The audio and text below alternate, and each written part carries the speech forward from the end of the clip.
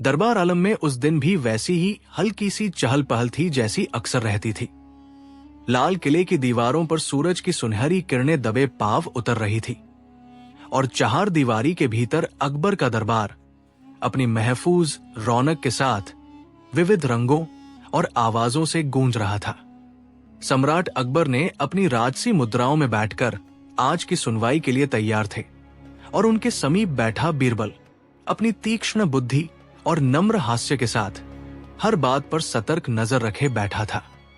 दरबार में अचानक अफरातफरी फैल गई जब एक मख्तबन टीजा पैदल आया, जिसके साथ एक सुंदर परिधान में सजी, स्वभाव से नम्र पर दिखने वाली एक महिला थी। लोग उसे देवी कह रहे थे।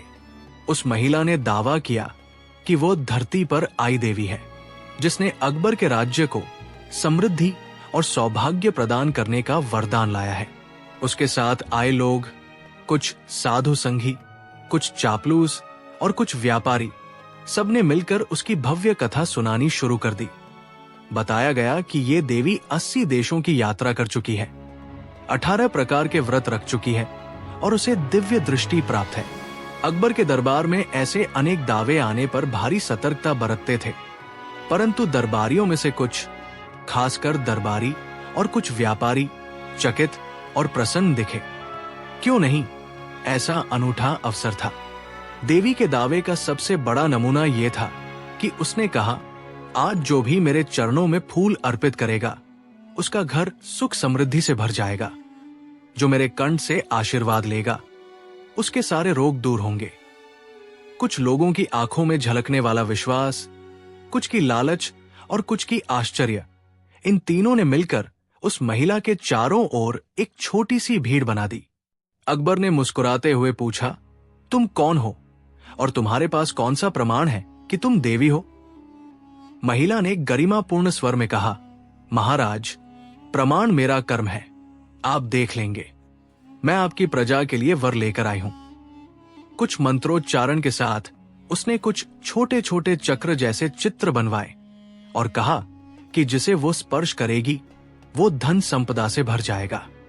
बातों बातों में कुछ दरबारी, जिनके घरों में दैनंदिन दुखद तकलीफें थी, चले गए और देवी की शरण में जाकर अपना भाग्य आजमाने लगे। खैर, अकबर के चेहरे पर भी जिज्ञासा की झलक थी, पर उनकी बुद्धि ने चेतावनी दी। उन्होंने बीरबल से पूछा, तुम्हें क्या लगता है?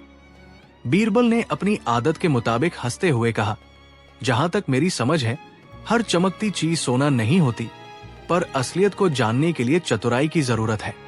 जहां इतिश्राफ हो वहां असलियत कभी कभी छिप जाती है। बीच बीच में कुछ लोगों ने देवी के चमत्कार देखे हुए होने का दावा किया। किसी के घुटनों का दर्द घट गया, किसी के घर में अचानक धन का आगमन हुआ। इन घटनाओं ने लोगों की मान्यता को हवा दी, पर बीरबल को कुछ बात समझ नहीं आ रही थी। ये कैसे संभव है कि किसी एक व्यक्ति की मौजूदगी से इतने विविध और तत्काल परिणाम हो? उनकी बुद्धि ने कहा कि यदि ये सच है तो इसका परीक्षण होना चाहिए। अकबर ने बीरबल से कहा, अगर ये सच है तो तुम्हें इसका हल सुझाना चाहिए। बीरबल ने शीघ्रता से सहमति जताई और कहा कि वो कुछ मिनट में वापस आएगा। दरबार से बाहर निकलकर बीरबल ने अपने विश्वास पात्रों से बात की और छोटी छोटी जांचों का कार्यक्रम बनाया। उन्हें लगा कि किसी भी बड़े दावे की सत्यता तभी सिद्ध होती है जब वो तर्क और परीक्षण की आंच में जलाकर देख ली जाए। पहली जांच में बीरबल ने परम विश्वास दिखाया, लेकिन चालाकी से। उन्होंने कहा कि वो स्वयं देवी के सम्मुख जाकर उनके आशीर्वाद की परीक्षा लेंगे, परंतु बिना किसी नेत्र प्रतिबिंब के। ये सुनकर देवी भली भांति तैयार हो गई और बीरबल के साथ एकांत में मिलने को राजी हुई। दोनों एकांत में गए। देवी ने अपने हाथ फैलाए और बीरबल के माथे पर हल्का सा स्पर्श किया। कुछ मंत्र उच्चारित किए। बीरबल ने आंखें बंद कर ली और कुछ देर बाद दिखाया कि वे आशीर्वाद पाकर शांति का अनुभव कर रहे हैं, परंतु बीरबल की आंखों में एक अलग ही चमक थी, भेद की। उसने देवी से विनम्रता से पूछा कि क्या वे हर दिन एक ही वस्तु का उपयोग करती है? कोई खास तेल, कोई विशेष पुष्प, कुछ खाद्य या पेय जो उन्हें देवी की शक्ति देने का दावा करते हैं।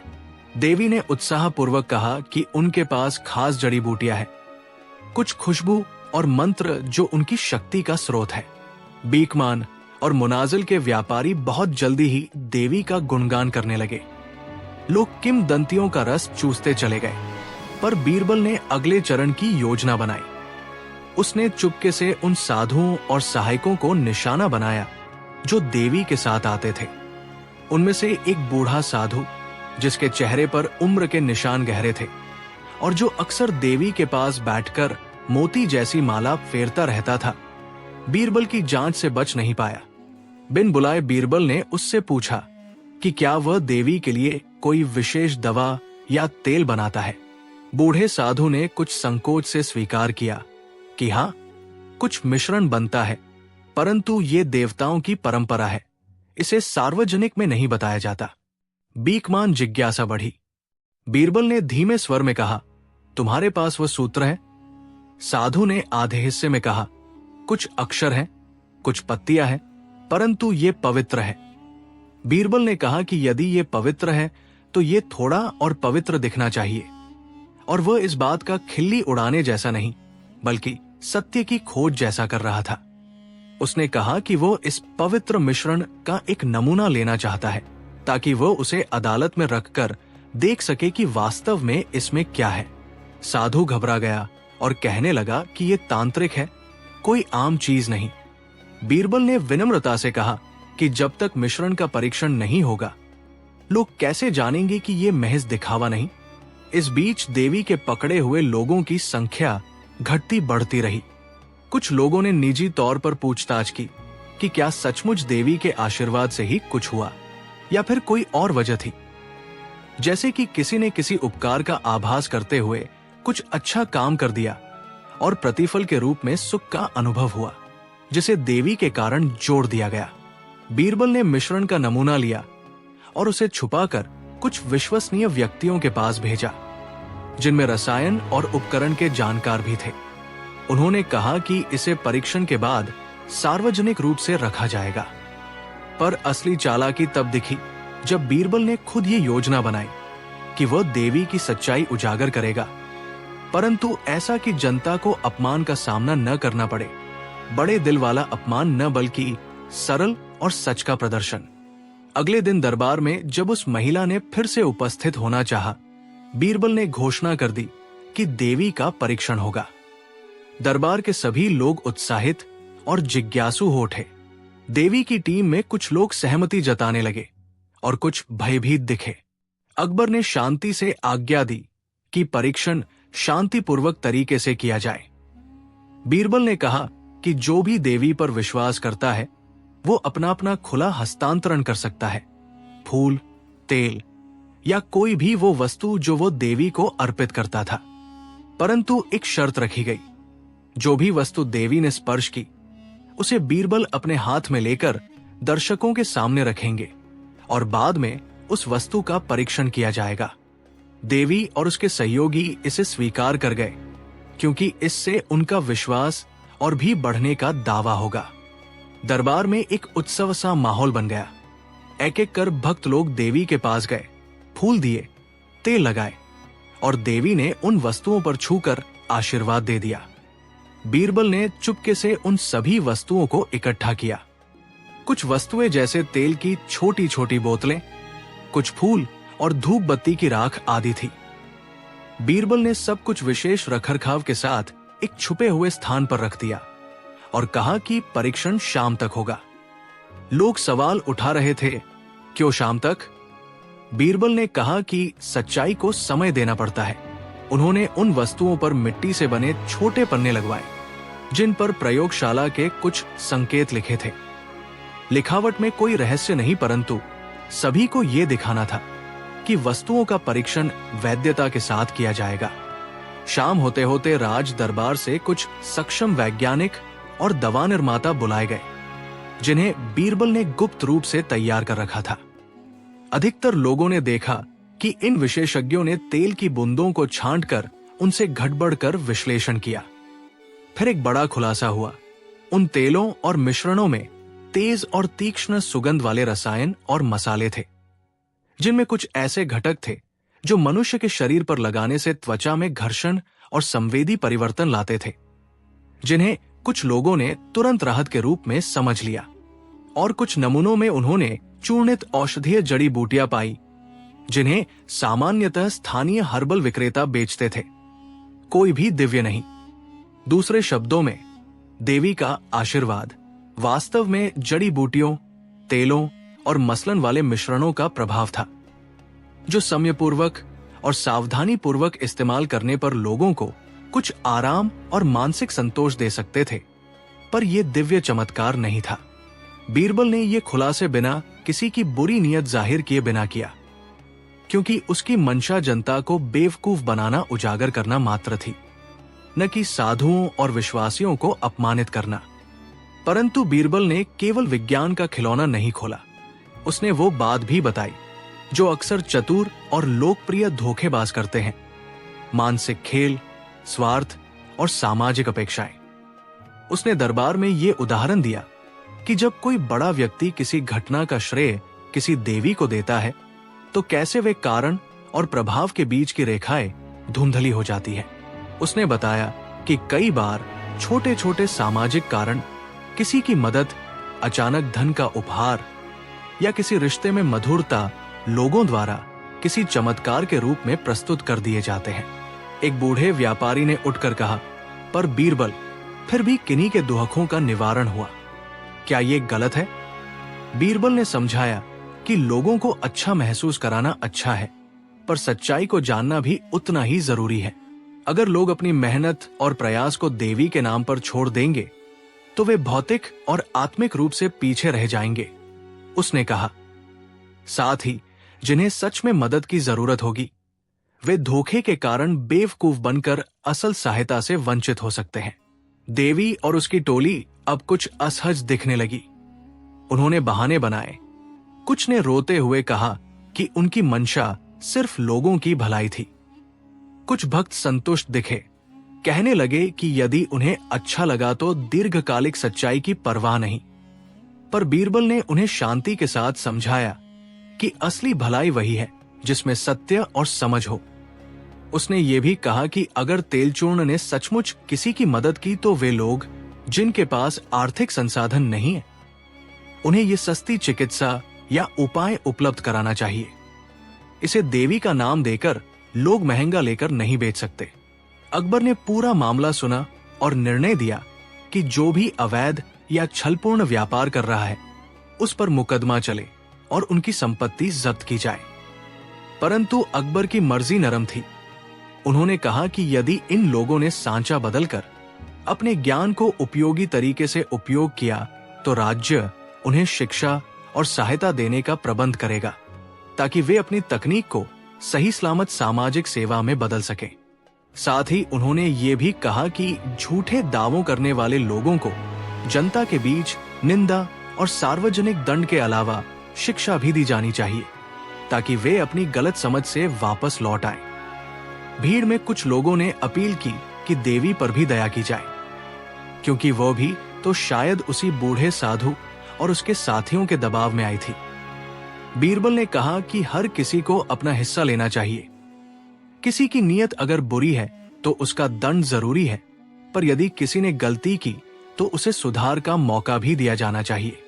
कुछ महीनों बाद वही जीविका जिनके माध्यम से कई लोग लाभ उठाने लगे थे, राज्य की सहायता से व्यवस्थित कर दी गई। उन बूढ़े साधु और उनका दल दीक्षा लेने के लिए तैयार किए गए। उन्हें प्रशिक्षण दिया गया कि कैसे पारंपरिक जड़ी बूटियों का सुरक्षित और पारदर्शी उपयोग किया जाए, और कैसे किसी भी प्रकार के दावे की पुष्टि के लिए प्रामाणिक परीक्षण और प्रयोग किए जाए। दरबार में फिर एक बार सच्चाई का परचम लहरा गया और अकबर ने बीरबल को धैर्य और बुद्धिमत्ता के लिए पुरस्कृत किया। पर बीरबल ने अपनी सीमित सी मुस्कान के साथ कहा कि सच्चा इनाम तो वही है जब समाज स्वयं जागे और सत्य की कदर करे।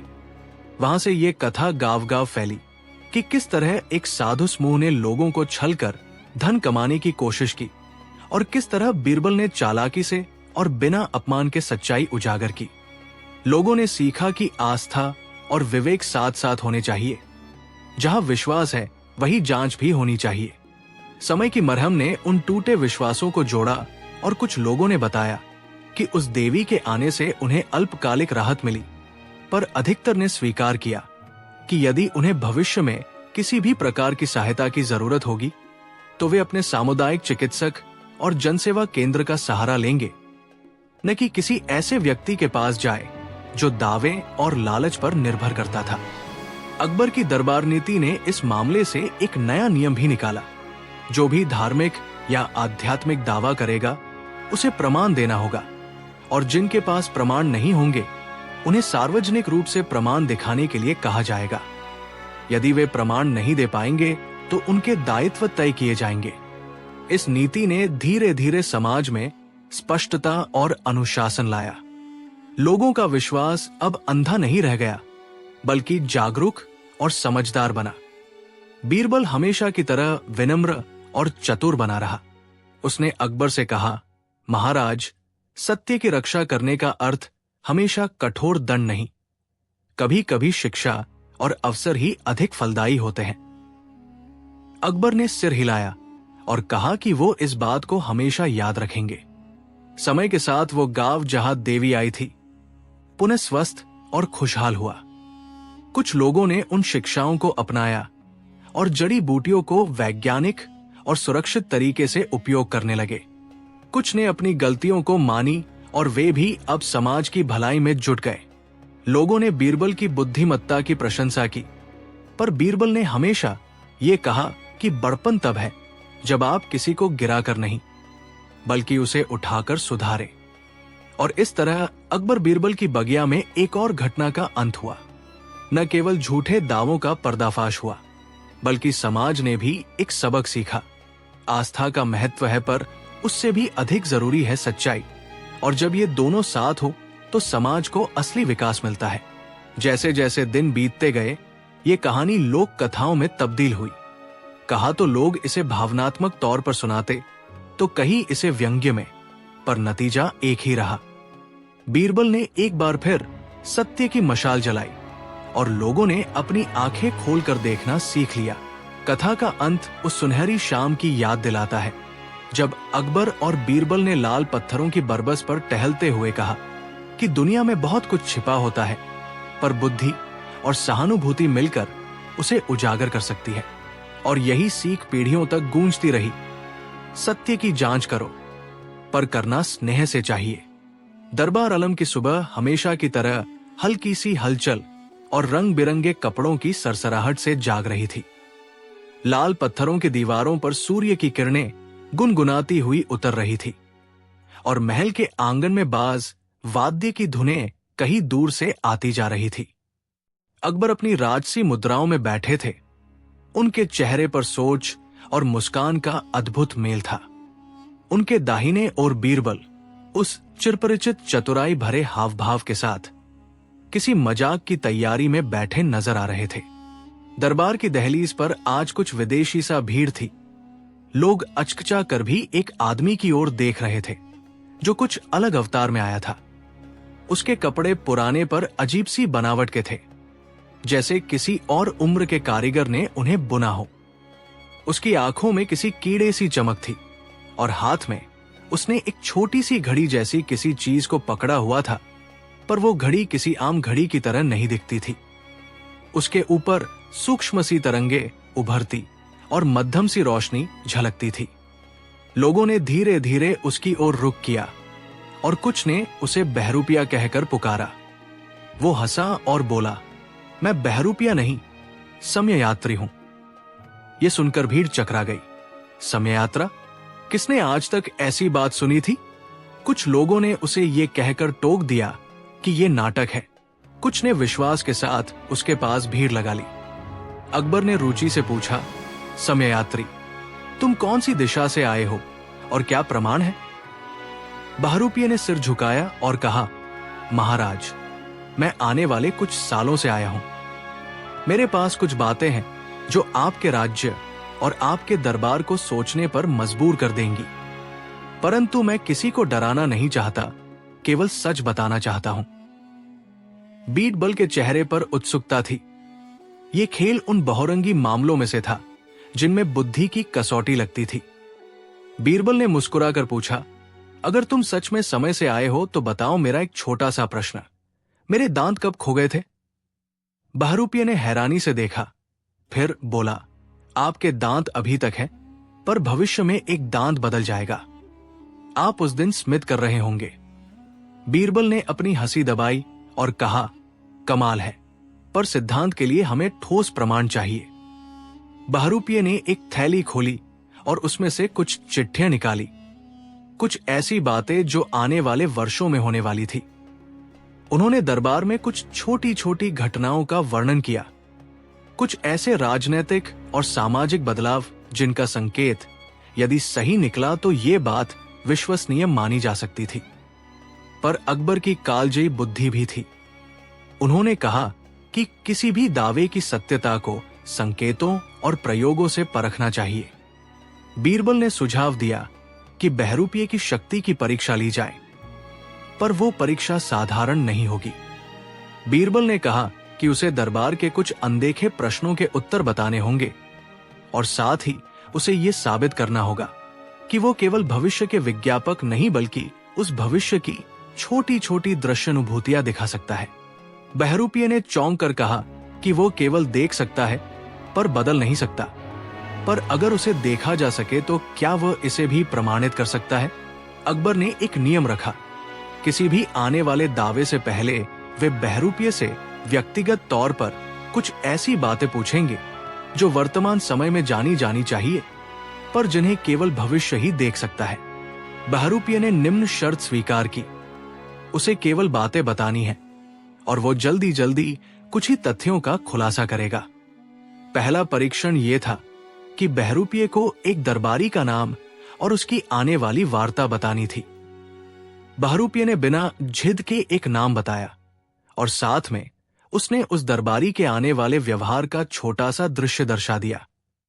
वो दरबारी कुछ दिनों में किसी मित्र की सहायता करेगा और फिर उससे गलतफ हमी के कारण कुछ दूरी बना लेगा। जब वो दिन आया तो वही घटना हुई। लोगों की आंखों में विश्वास की चमक बढ़ी। दूसरा परीक्षण कठिन था। बहरूपिये को यह बताना था कि आगे आने वाले त्योहार में कौन सा नया नजारा होगा। उसने वर्णन किया कि त्योहार में लाल फाल्गुन का एक नया गीत बजेगा और एक विदेशी वादक की उपस्थिति लोगों को आश्चर्यचकित करेगी। ये भी हो गया। एक विदेशी वादक सचमुच आने वाले त्योहार में पाया गया और नया गीत जनता में चर्चा का विषय बन गया। लोगों का उत्साह बढ़ने लगा, पर बीरबल इस पर संतुष्ट नहीं हुए। उनका मानना था कि यदि ये सच्चा समयात्री है तो उसे कुछ ऐसी गहरी और महत्वपूर्ण बातों का अनुमान भी देना चाहिए, जैसे भविष्य में किसी फैसले का नतीजा या राज्य की सुरक्षा से जुड़ी कोई बात। बहरूपिये ने कहा कि वो बड़े बड़े परिणामों का खुलासा नहीं करेगा, क्योंकि समय की धाराएं बहुत संवेदनशील होती है। छोटे से बदलाव भी बड़ी घटनाओं को बदल सकते हैं। उसने कहा कि वो केवल पर्यवेक्षक है, परिवर्तनकारी नहीं। बीरबल ने कहा कि अगर ये सच है तो भी इसे जनता के सामने कैसे रखते हैं। अकबर ने सुझाव दिया कि इसे खुला रखा जाए, पर साथ ही सतर्कता बरती जाए। एक रात जब महल शांत था, बीरबल ने बहरूपिये से अलग से बात की। उन्होंने पूछा, क्या तुम अकेले आते हो या तुम्हें कोई मार्गदर्शक है? बहरूपिये ने धीमे स्वर में कहा कि उसके साथ एक पुरानी किताब है जिसमें समय के संकेत और कुछ संकेतनुमा मानचित्र है। बीरबल ने उसकी आंखों में ध्यान से देखा और कहा कि वो किताब उसे दिखाए, पर बहरूपिये ने मुंह मोड़ लिया और कहा कि किताब संवेदनशील है और अगर वो गलत हाथों में पड़ी तो समय की धाराएं प्रभावित हो सकती है। बीच बीच में दरबार में ये चर्चा चल पड़ी कि क्या समयात्री को सार्वजनिक सम्मान दिया जाए या ना। कुछ लोग उसे देवता कहने लगे, कुछ ने उसे मिलने वालों से दूर रखने की राय दी। अकबर ने खुद निर्णय लिया कि अगर वो कोई साजिशी तत्व है तो उसे पकड़ा जाएगा और अगर सचमुच वो सच बोल रहा है तो उसे सहारा दिया जाएगा, पर किसी भी स्थिति में राज्य की सुरक्षा व ख्याल सर्वोपरि रहेगा। फिर एक ऐसा मोड़ आया जब बहरूपिये ने अचानक कहा कि वो बीरबल से मिलने आया है। बीरबल को ये बात कुछ विचित्र लगी। उसने पूछा, क्यों? बहरूपिये ने सिर झुकाकर कहा, क्योंकि तुम्हारे पास वो गुण है जो समय को समझ सकता है, तुम्हारी बुद्धि और तुम्हारी मृदुता। मैं चाहता हूं कि तुम मेरी मदद करोगे। बीरबल ने धीरे से पूछा, किस तरह की मदद? बहरूपिये ने कहा कि वो उस समय के कुछ संकेतों को समझना चाहता था जो उसे परेशान कर रहे थे, कुछ छायादृश चीजें जो भविष्य में आई और फिर हठात गायब हो गई। उसने बताया कि उसकी घड़ी कुछ समय पहले खराब हो गई थी और वो समय रेखाओं में उलझ गया था, फिर किसी तरह इस युग पर आ गिरा। बीरबल ने उसकी बातों पर गहरी चिंता दिखाई और कहा कि अगर समय रेखाएं उलझ गई हैं, तो ये सिर्फ बहरूपिये का मामला नहीं रहेगा, वे पूरे राज्य के लिए भी खतरनाक साबित हो सकती है। बीरबल ने महान सूझबूझ दिखाई। उन्होंने कहा कि उन्हें पहले ये जांचना होगा कि क्या बहरूपिये सच में भविष्य का यात्री है या कोई चालाक धोखेबाज। इसके लिए उन्होंने एक सूक्ष्म योजना बनाई। बीरबल ने अकबर से कहा कि वे बहरूपिये से उसकी घड़ी की मरम्मत का अनुरोध करें और साथ ही उन्होंने राय दी कि घड़ी को किसी ऐसी जगह पर सुरक्षित रखा जाए जहां से उसका प्रभाव परीक्षित हो सके। बहरूपिये ने स्वाभाविक रूप से इन शर्तों को स्वीकार कर लिया, क्योंकि वह भी किसी तरह इस उलझन को सुलझाना चाहता था। घड़ी का निरीक्षण कराने पर दरबार के हस्तशिल्पियों और विद्वानों ने पाया कि वो घड़ी असाधारण रूप की बनी थी। उसमें कुछ पृथक धातुएं और अजीब सा यंत्र जड़े थे। उन्हें लगा कि ये किसी कारीगर का उत्कृष्ट कार्य है, पर संभवतः इसमें कुछ ऐसे घटक भी हैं जो आधुनिक विज्ञान से मेल खाते हैं। बीरबल ने कहा कि यदि ये घड़ी सच में समय की धाराओं को छूती है, तो हमें उसे समझदारी से खोलना चाहिए, पर सावधानी के साथ। एक शाम जब महल के आंगन में लालिया बिखरी हुई थी, बीरबल और बहरूपिये ने मिलकर घड़ी की जांच की। बहरूपिये ने भली भांति बताया कि घड़ी का एक छोटा सा बटन है, जब वो दबता है तो एक मध्यम सी रोशनी निकलती और कुछ छाया सी आकृतियां दिखाई देती। बीरबल ने कहा कि वे उस रोशनी का प्रयोग करके एक छोटे से दृश्य का अवलोकन करेंगे, पर नियम होगा कि वे किसी भी दृश्य को बदलने की कोशिश नहीं करेंगे। घड़ी का बटन दबाते ही आंगन में एक हल्की सी धुंध सी उठी और दृष्टि में कुछ पुरानी चीजें उभर आई। एक पुराना बाजार, धूल भरी सड़कों पर घोड़े और भ्रम में लोगों के चेहरे, पर सबसे महत्वपूर्ण था एक बच्चा जो एक लकीर खींच रहा था। वो लकीर वहीं से शुरू हुई जहां आज का महल खड़ा था। उस लकीर के साथ कुछ अंक जुड़े थे, समय की लकीर की तरह, और बीरबल ने महसूस किया कि वो अंक दरअसल किसी घटना का संकेत दे रहे थे। बहरूपिये की आंखों में चमक थी, पर साथ ही डर भी। उसने कहा कि वह दृश्य कुछ ऐसे हिस्सों को दिखा रहा है जहां समय के 2 या 3 धागे टकराकर उलझ जाते हैं। बीरबल ने कहा कि वे इन्हें केवल देख सकते हैं, पर उनका विश्लेषण कर सकते हैं। उन्होंने उन धागों को अलग अलग मापा और एक योजना बनाई कि कैसे यदि वे वास्तविक उलझन का स्रोत पाते हैं तो उसे धीरे धीरे खोलेंगे, ताकि किसी भी तरह का बड़ा परिवर्तन न हो। इस जांच के दौरान कुछ दरबारियों ने बदनामी की बात उठाई। कईयों को डर था कि यदि समय के साथ छेड़छाड़ हुई तो इतिहास बदल सकता है। कुछ ने सोचा कि इसे बंद कर देना बेहतर होगा, पर अकबर ने अपने नए नीति निर्देशों के अनुसार कहा कि किसी भी नई खोज को विनय और विवेक से संभालना चाहिए, न कि डर से। अगले कुछ दिनों में बीरबल और बहरूपिये ने मिलकर कई दृश्य देखे। कुछ ऐसे दृश्य जो राज्य की खुशियों के संकेत थे, और कुछ ऐसे भी जो संकट के आगमन का। पर हर बार वे केवल पर्यवेक्षक बने रहे और किसी परिवर्तन का प्रयास नहीं किया। धीरे धीरे ये स्पष्ट हो गया कि घड़ी केवल कुछ विशेष घटनाओं के क्षेत्रों को इंगित कर रही थी। वो उन जगहों की स्मृति से जुड़ी हुई थी जहां समय के धागे अक्सर टकराते थे। पुराने किले, भारी वजनी पुस्तकें और पुरानी दीवारों के भीतर छिपे हुए कुछ चिन्ह। फिर एक दिन बहरूपिये ने चौंकाने वाली बात कही। उसने कहा कि एक दिन भविष्य में एक छोटी सी झंकार होगी जो अचानक पूरे राज्य की दिशा बदल देगी। उसने बताया कि ये झंकार उस समय होगी जब दो लोग आपस में बड़े सहज ढंग से मिलेंगे और कोई साधारण सा वाकया बड़े नतीजों का कारण बन जाएगा।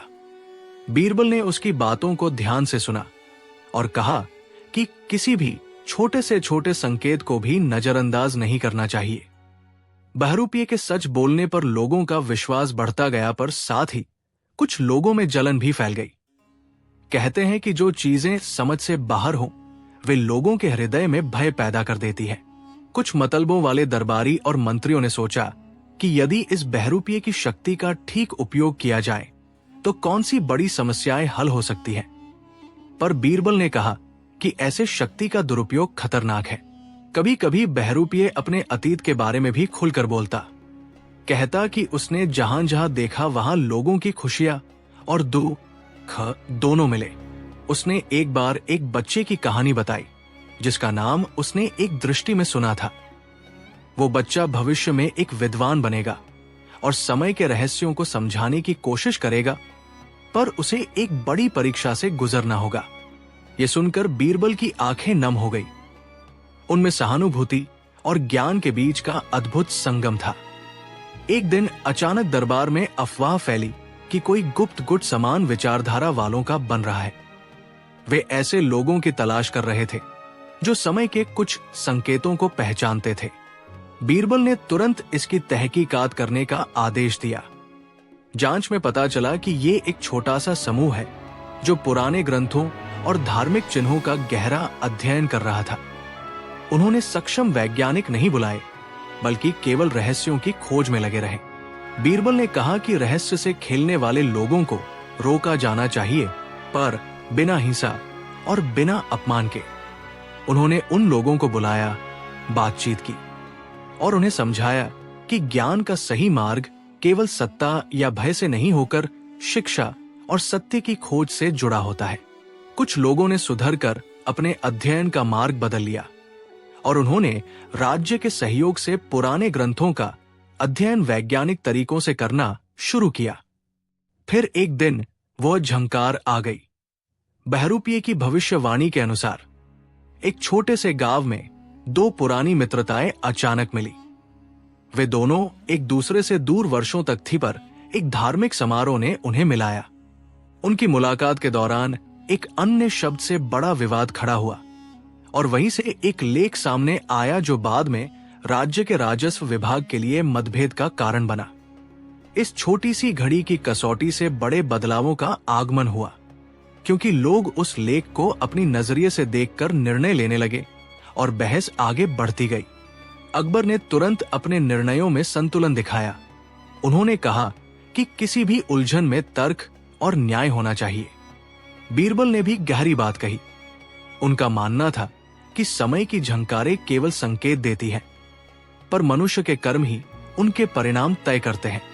बहरूपिये ने धीरे से कहा कि भविष्य निश्चय नहीं है, वो संकेतों और विकल्पों का मिश्रण है। इस समझ ने लोगों को थोड़ी सी राहत दी। समय के साथ बहरूपिये की घड़ी फिर से खराब होने लगी। ये बार बार चेतावनियां दे रही थी, पर क्रम बिगड़ रहा था। बीरबल ने महसूस किया कि समस्या कहीं गहरी है।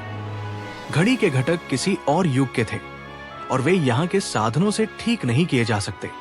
उन्होंने अपने पुराने मित्रों और विद्वानों को बुलाया और सुझाव दिया कि एक सुरक्षित प्रयोगशाला स्थापित की जाए, जहां बिना किसी दखल के घड़ी के व्यवहार का अध्ययन किया जा सके। अकबर ने इस सुझाव का स्वागत किया और कहा कि प्रदेश को सुरक्षा के साथ ज्ञान भी चाहिए। प्रयोगशाला में बीरबल और बहरूपिये ने दिन रात काम किया। धीरे धीरे उन्हें यह सिद्ध हुआ कि घड़ी केवल समय की यात्रा का साधन नहीं थी, वो किसी तरह लोगों की यादों और विकल्पों के बीच एक पुल भी बनाती थी। यदि इसे बिना समझदारी के प्रयोग किया जाता तो लोग अपने पुराने पथ पर लौट सकते थे या वे इतिहास की कुछ महत्वपूर्ण शिक्षाओं से वंचित रह जाते। ये समझना निर्णायक था। समय यात्रा केवल तकनीक नहीं, उससे जुड़ी नैतिकता भी थी। अंततः एक दिन बहरूपिये ने घोषणा की कि उसे अपने समय पर लौटना होगा। उसकी यात्रा की अवधि सीमित थी और घड़ी अब और अधिक विस्तार में समय धाराओं को नहीं दिखा सकती थी। उसने अकबर और बीरबल को धन्यवाद दिया और कहा कि उसने बहुत कुछ सीखा, पर उसने ये भी कहा कि समय की सबसे बड़ी सीख ये है कि वर्तमान में किया गया सच्चा कर्म ही भविष्य को आकार देता है। बहरूपिये ने जब प्रस्थान की बातें शुरू की तो लोग भावुक हो उठे।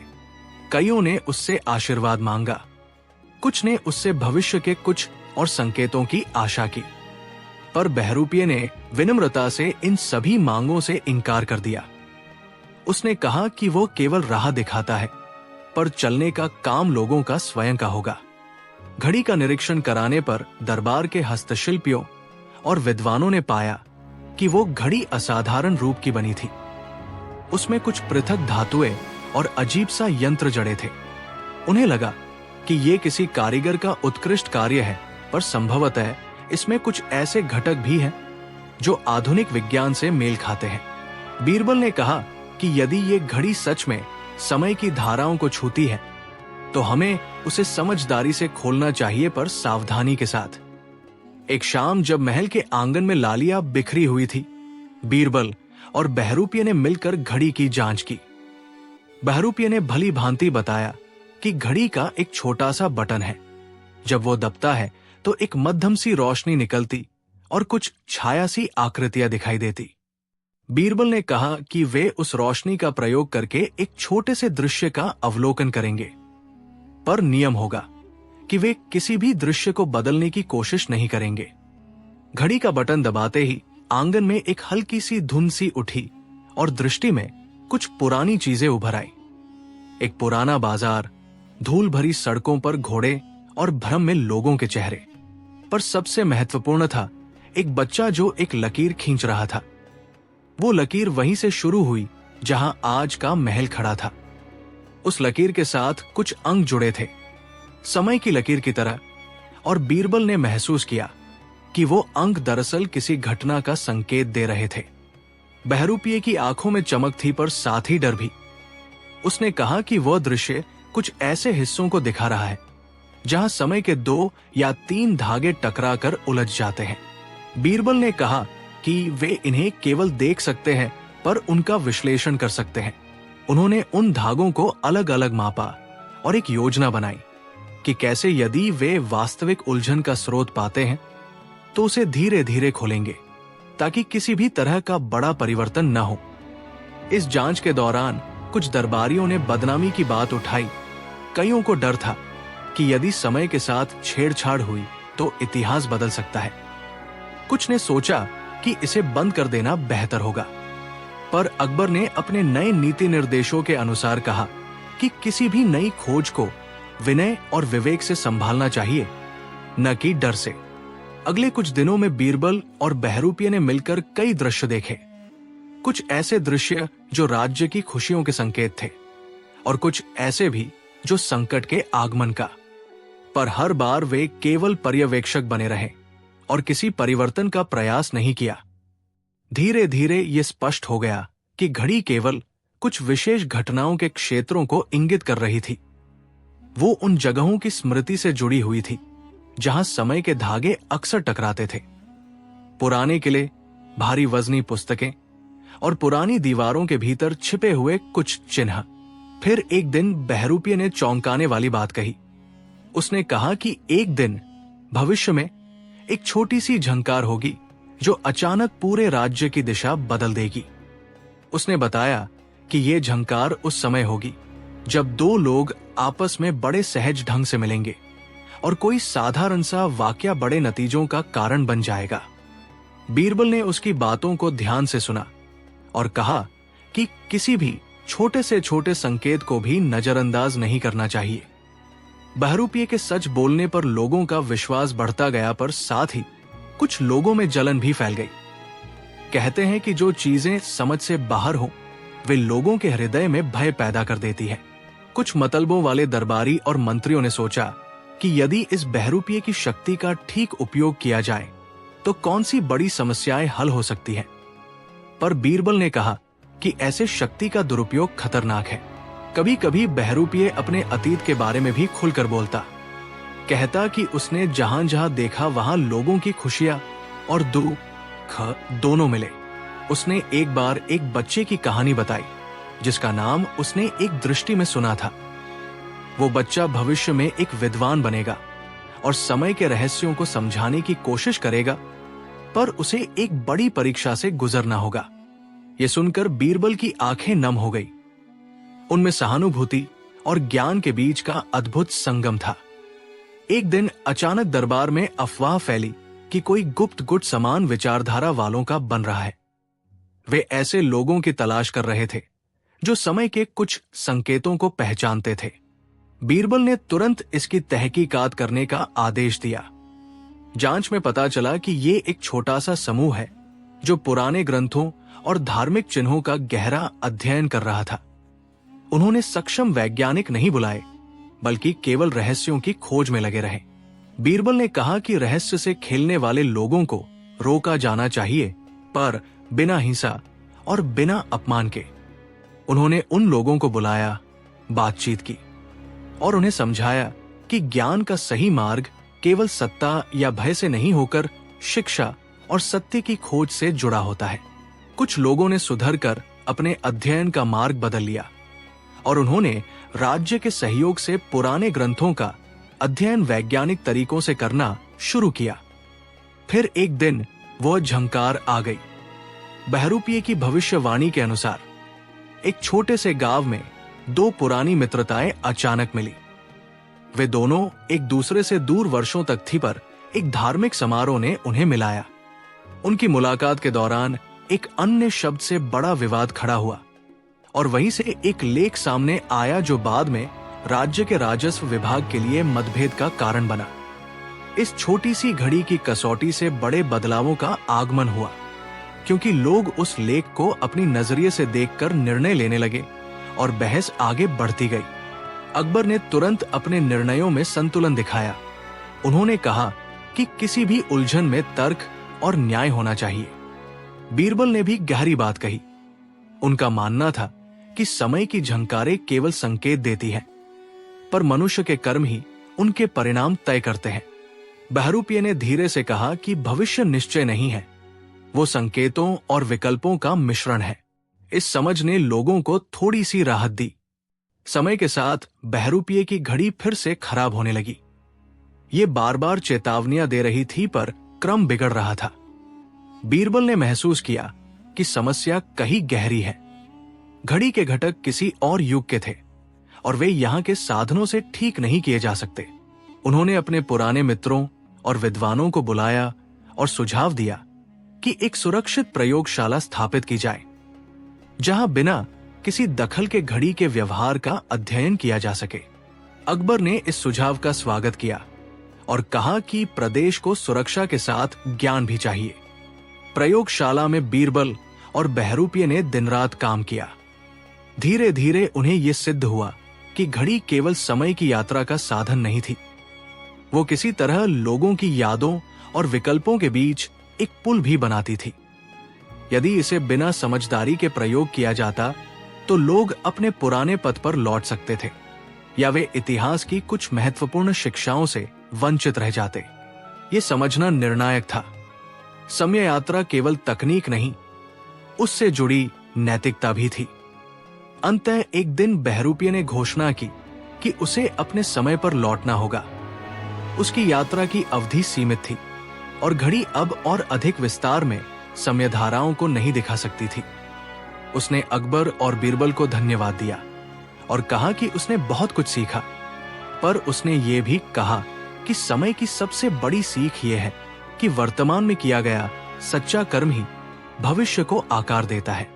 बहरूपिये ने जब प्रस्थान की बातें शुरू की तो लोग भावुक हो उठे। कईयों ने उससे आशीर्वाद मांगा, कुछ ने उससे भविष्य के कुछ और संकेतों की आशा की, पर बहरूपिये ने विनम्रता से इन सभी मांगों से इनकार कर दिया। उसने कहा कि वो केवल राह दिखाता है, पर चलने का काम लोगों का स्वयं का होगा। अलविदा के पलों में बीरबल ने उसे गले लगाया और कहा, तुम्हारी घड़ी ने हमें एक अद्भुत वाकया दिखाया, पर सबसे बड़ी बात यह कि तुमने हमें डराने की बजाय समझाया। बहरूपिये की आंखें नम थी। उसने कहा कि वो आए तो थे पर लौटकर भी उसका काम खत्म नहीं होगा। उसने कहा कि जहां कहीं भी समय में उलझन होगी वो कदम उठाएगा, पर सबका सहयोग चाहिए होगा। बहरूपिये ने घड़ी का अंतिम बटन दबाया और एक हल्की सी झिलमिलाहट के साथ वो गायब हो गया, छोड़ कर गया केवल एक स्मृति। समय केवल देखा जा सकता है, पर उसे जीना और समझना मानव का कर्म है। दरबार में वापस लौटकर अकबर ने कहा कि इस अनुभव ने उन्हें कई शुभ चिंतन दिए। उनकी नजरें और भी व्यापक हो गई थी। बीरबल ने कहा कि अगर समय यात्रा वास्तविक भी है, तब भी मनुष्य को अपना रास्ता खुद चुनना चाहिए। राज्य में समय के प्रति नई समझ पैदा हुई। लोग अब केवल भविष्य की चाह में नहीं, बल्कि वर्तमान के कर्मों में विश्वास रखने लगे। पुरानी कथाएं, पुराने ग्रंथ और नई तकनीकों का सम्मिश्रण हुआ और एक नई पीढ़ी आई जो सच और विवेक दोनों को साथ लेकर चली। कई साल बाद लोग उस दिन की कहानियां सुनाते रहे, उस अजीब बहरूपिये की जो समय में आया और गया। कुछ लोग उसे केवल एक दृष्टा मानते, कुछ उसे समय का यात्री। पर बीरबल ने एक बार कहा, वो बस एक व्यक्ति था, पर जिसने हमें यह सिखाया कि इतिहास और भविष्य के बीच की सबसे महत्वपूर्ण चीज है वर्तमान। यही कहानी लोगों के बीच घूमती रही, कभी मजाक में, कभी गंभीरता में, पर हमेशा एक सीख के साथ। और महल की खिड़कियों से अब भी कभी कभी उस जगह की तरफ देखा जाता जहां बहरूपिये ने आखिरी बार खड़े होकर हवा में उठकर कहा था, समय को समझो पर उस पर आत्मविश्वास से जियो। कहानी का अंत उस सुनहरी शाम पर होता है जब बीरबल और अकबर महल की छत पर खड़े थे और लम्हा शांत था। बीरबल ने कहा, समय यात्रा का रहस्य हमें दिखाता है कि हर युग का अपना पाठ है।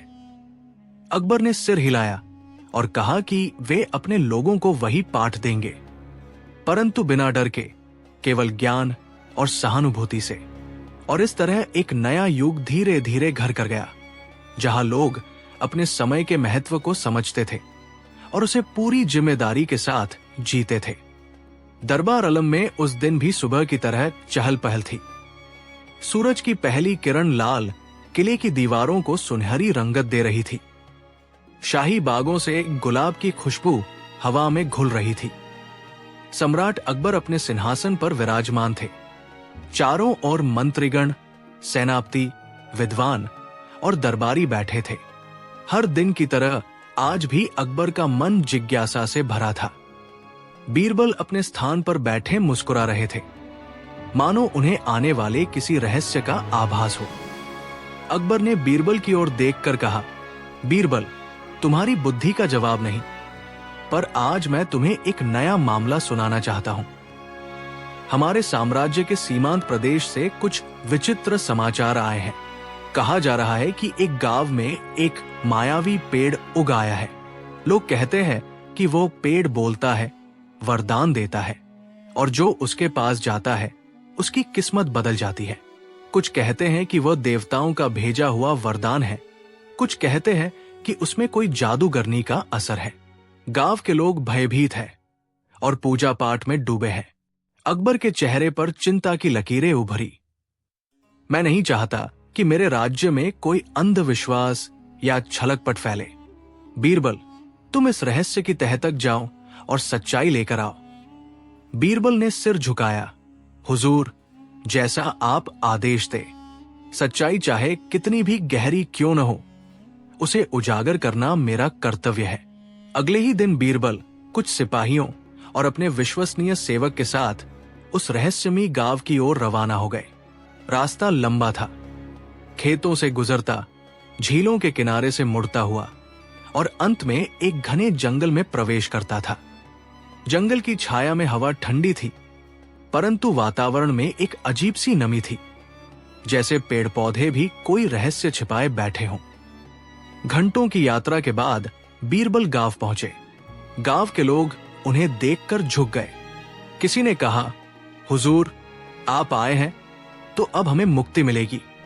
वो पेड़ अब हमें डराता नहीं। बीरबल ने पूछा, क्या वह सचमुच बोलता है? एक बुजुर्ग ने जवाब दिया, जी हुजूर, रात के समय उसमें से आवाजें आती हैं, कभी हंसी की, कभी रुलाई की, और जो भी उसके नीचे जाता है उसके जीवन में कोई विचित्र घटना घटती है। कोई गरीब अचानक अमीर बन जाता है तो कोई बीमार इंसान ठीक हो जाता है। लेकिन पिछले हफ्ते एक युवक वहां गया और 2 दिन में मर गया। तभी से सब डर गए हैं। बीरबल ने गंभीर होकर पूछा, वो पेड़ कहाँ है? गांव वाले उन्हें लेकर जंगल के भीतर गए। कुछ दूर चलने के बाद एक खुला मैदान आया और वहां वो पेड़ खड़ा था, विशाल, घना, मानो कोई प्राचीन रक्षक हो। उसकी शाखाएं अजीब कोणों में मुड़ी हुई थी, पत्ते गहरे नीले रंग के थे और जड़ें धरती से बाहर निकली हुई थी, जैसे किसी जीव की भुजाएं। शाम का समय था। सूर्य की आखिरी किरणें पेड़ पर गिर रही थी। एक ठंडी लहर बीरबल के शरीर से गुजरी। उन्होंने पेड़ के चारों ओर घूमकर निरीक्षण किया। किसी तरह का कोई जादू या तांत्रिक चिन्ह नजर नहीं आया, पर जड़ों के पास कुछ अजीब निशान थे, मानो किसी ने आग जलाने की कोशिश की हो। बीरबल बोले, इस पेड़ की सच्चाई रात में ही समझ आ सकेगी। सब लोग लौट जाए, मैं यही रहकर देखूंगा। गांव वाले डर के मारे पीछे हट गए। बीरबल ने अपने सिपाहियों को पास में छिपा दिया और खुद पेड़ के नीचे बैठ गए। रात गहराने लगी। चांद आसमान में ऊपर चढ़ आया। जंगल की खामोशी में झिंगुरों की आवाजें गूंज रही थी। तभी पेड़ की शाखाएं हल्के से हिलने लगी और एक धीमी फुसफुसाहट सुनाई दी। कौन है वहां? कौन मेरी नींद भंग कर रहा है? बीरबल सतर्क हो गए। आवाज इतनी मानवीय थी कि क्षण भर को भ्रम हुआ। फिर पेड़ से एक और आवाज आई, जो मुझे प्रसाद चढ़ाएगा उसे वरदान मिलेगा। बीरबल ने पेड़ की जड़ों के पास हल्की चमक देखी। उन्होंने धीरे धीरे पास जाकर देखा।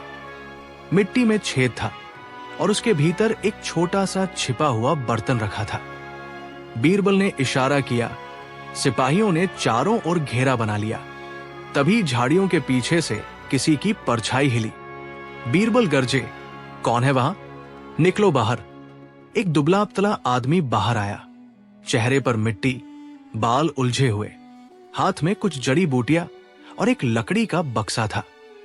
बीरबल ने उसे पकड़ा और पूछा, कौन हो तुम? और ये सब नाटक क्यों कर रहे थे? वो कांपने लगा। हुजूर, मेरी गलती है। मैं एक वैद्य हूं। कुछ महीने पहले मैंने यहां कुछ जड़ी बूटियां बोई थी। एक रात मुझे लगा पेड़ में आवाजें आती है। मैंने देखा कि लोग डरते हैं, तो मैंने इसका फायदा उठाया। मैं रात में पेड़ के पीछे छिपकर बोलता था और लोगों से प्रसाद और चढ़ावा लेने लगा। बीरबल ने मुस्कुराते हुए कहा, तो ये मायावी पेड़ नहीं, बल्कि एक लालची मनुष्य का जाल था। लेकिन तभी हवा का एक झोंका आया और पेड़ की शाखाएं फिर से हिली। अचानक एक गहरी गर्जना जैसी आवाज आई, मुझे झूठा मत कहो, मैं जीवित हूं। सभी सिपाही डरकर पीछे हट गए। बीरबल भी क्षण भर के लिए चौंके, पर तुरंत उन्होंने मशाल उठाई और पेड़ की ओर बढ़े। उन्होंने देखा कि पेड़ की जड़ के भीतर से हवा का बहाव हो रहा है। जब मशाल पास लाई तो अंदर एक खोखली सुरंग नजर आई। बीरबल ने सिपाहियों को आदेश दिया, खुदाई करो। कुछ देर बाद सुरंग खुली और उसके भीतर से मिट्टी के बर्तन, सोने के सिक्के और पुराने युग की ताम्रपत्रन निकल आए। बीरबल ने वैद्य की ओर देखा, ये खजाना भी तुम्हारा काम है? वो बोला, नहीं हुजूर, मुझे इसका कोई ज्ञान नहीं था। मैं तो बस लोगों को बेवकूफ बना रहा था। घड़ी का निरीक्षण कराने पर दरबार के हस्तशिल्पियों और विद्वानों ने पाया कि वो घड़ी असाधारण रूप की बनी थी। उसमें कुछ पृथक धातुएं और अजीब सा यंत्र जड़े थे। उन्हें लगा कि ये किसी कारीगर का उत्कृष्ट कार्य है, पर संभवतः इसमें कुछ ऐसे घटक भी हैं जो आधुनिक विज्ञान से मेल खाते हैं। बीरबल ने कहा कि यदि ये घड़ी सच में समय की धाराओं को छूती है, तो हमें उसे समझदारी से खोलना चाहिए, पर सावधानी के साथ। एक शाम जब महल के आंगन में लालिया बिखरी हुई थी, बीरबल और बहरूपिये ने मिलकर घड़ी की जांच की। बहरूपिये ने भली भांति बताया कि घड़ी का एक छोटा सा बटन है, जब वो दबता है तो एक मध्यम सी रोशनी निकलती और कुछ छाया सी आकृतियां दिखाई देती। बीरबल ने कहा कि वे उस रोशनी का प्रयोग करके एक छोटे से दृश्य का अवलोकन करेंगे, पर नियम होगा कि वे किसी भी दृश्य को बदलने की कोशिश नहीं करेंगे।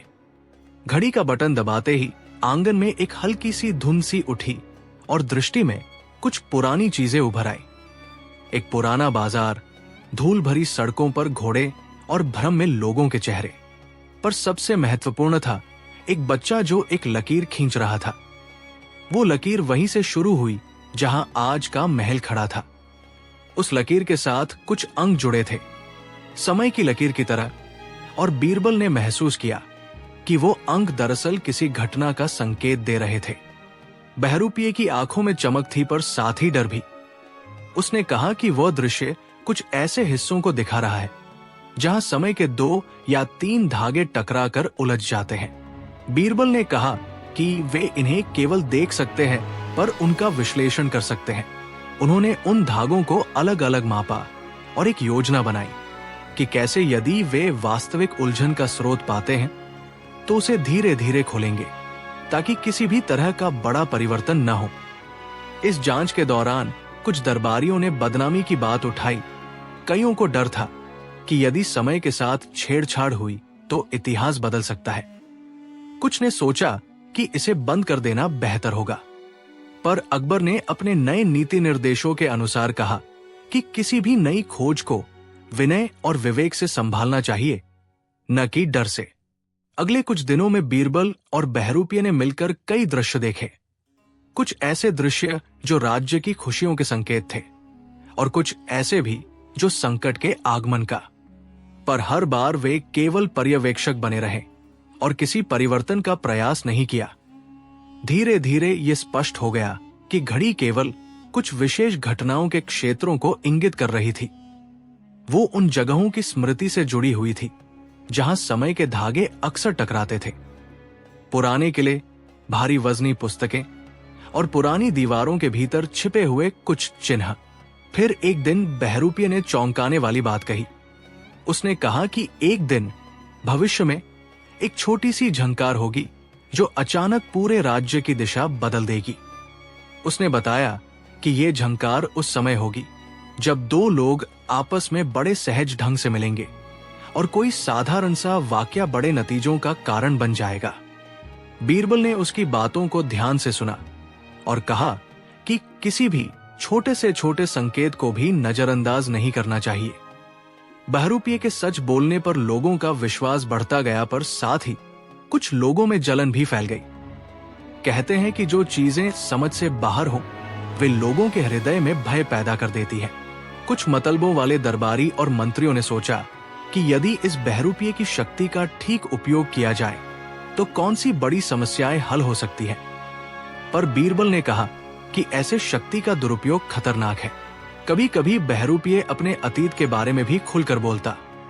कहता कि उसने जहां जहां देखा वहां लोगों की खुशियां और दुख दोनों मिले। उसने एक बार एक बच्चे की कहानी बताई जिसका नाम उसने एक दृष्टि में सुना था। वो बच्चा भविष्य में एक विद्वान बनेगा और समय के रहस्यों को समझाने की कोशिश करेगा, पर उसे एक बड़ी परीक्षा से गुजरना होगा। यह सुनकर बीरबल की आंखें नम हो गई। उनमें सहानुभूति और ज्ञान के बीच का अद्भुत संगम था। एक दिन अचानक दरबार में अफवाह फैली कि कोई गुप्त गुट समान विचारधारा वालों का बन रहा है। वे ऐसे लोगों की तलाश कर रहे थे जो समय के कुछ संकेतों को पहचानते थे। बीरबल ने तुरंत इसकी तहकीकात करने का आदेश दिया। जांच में पता चला कि ये एक छोटा सा समूह है जो पुराने ग्रंथों और धार्मिक चिन्हों का गहरा अध्ययन कर रहा था।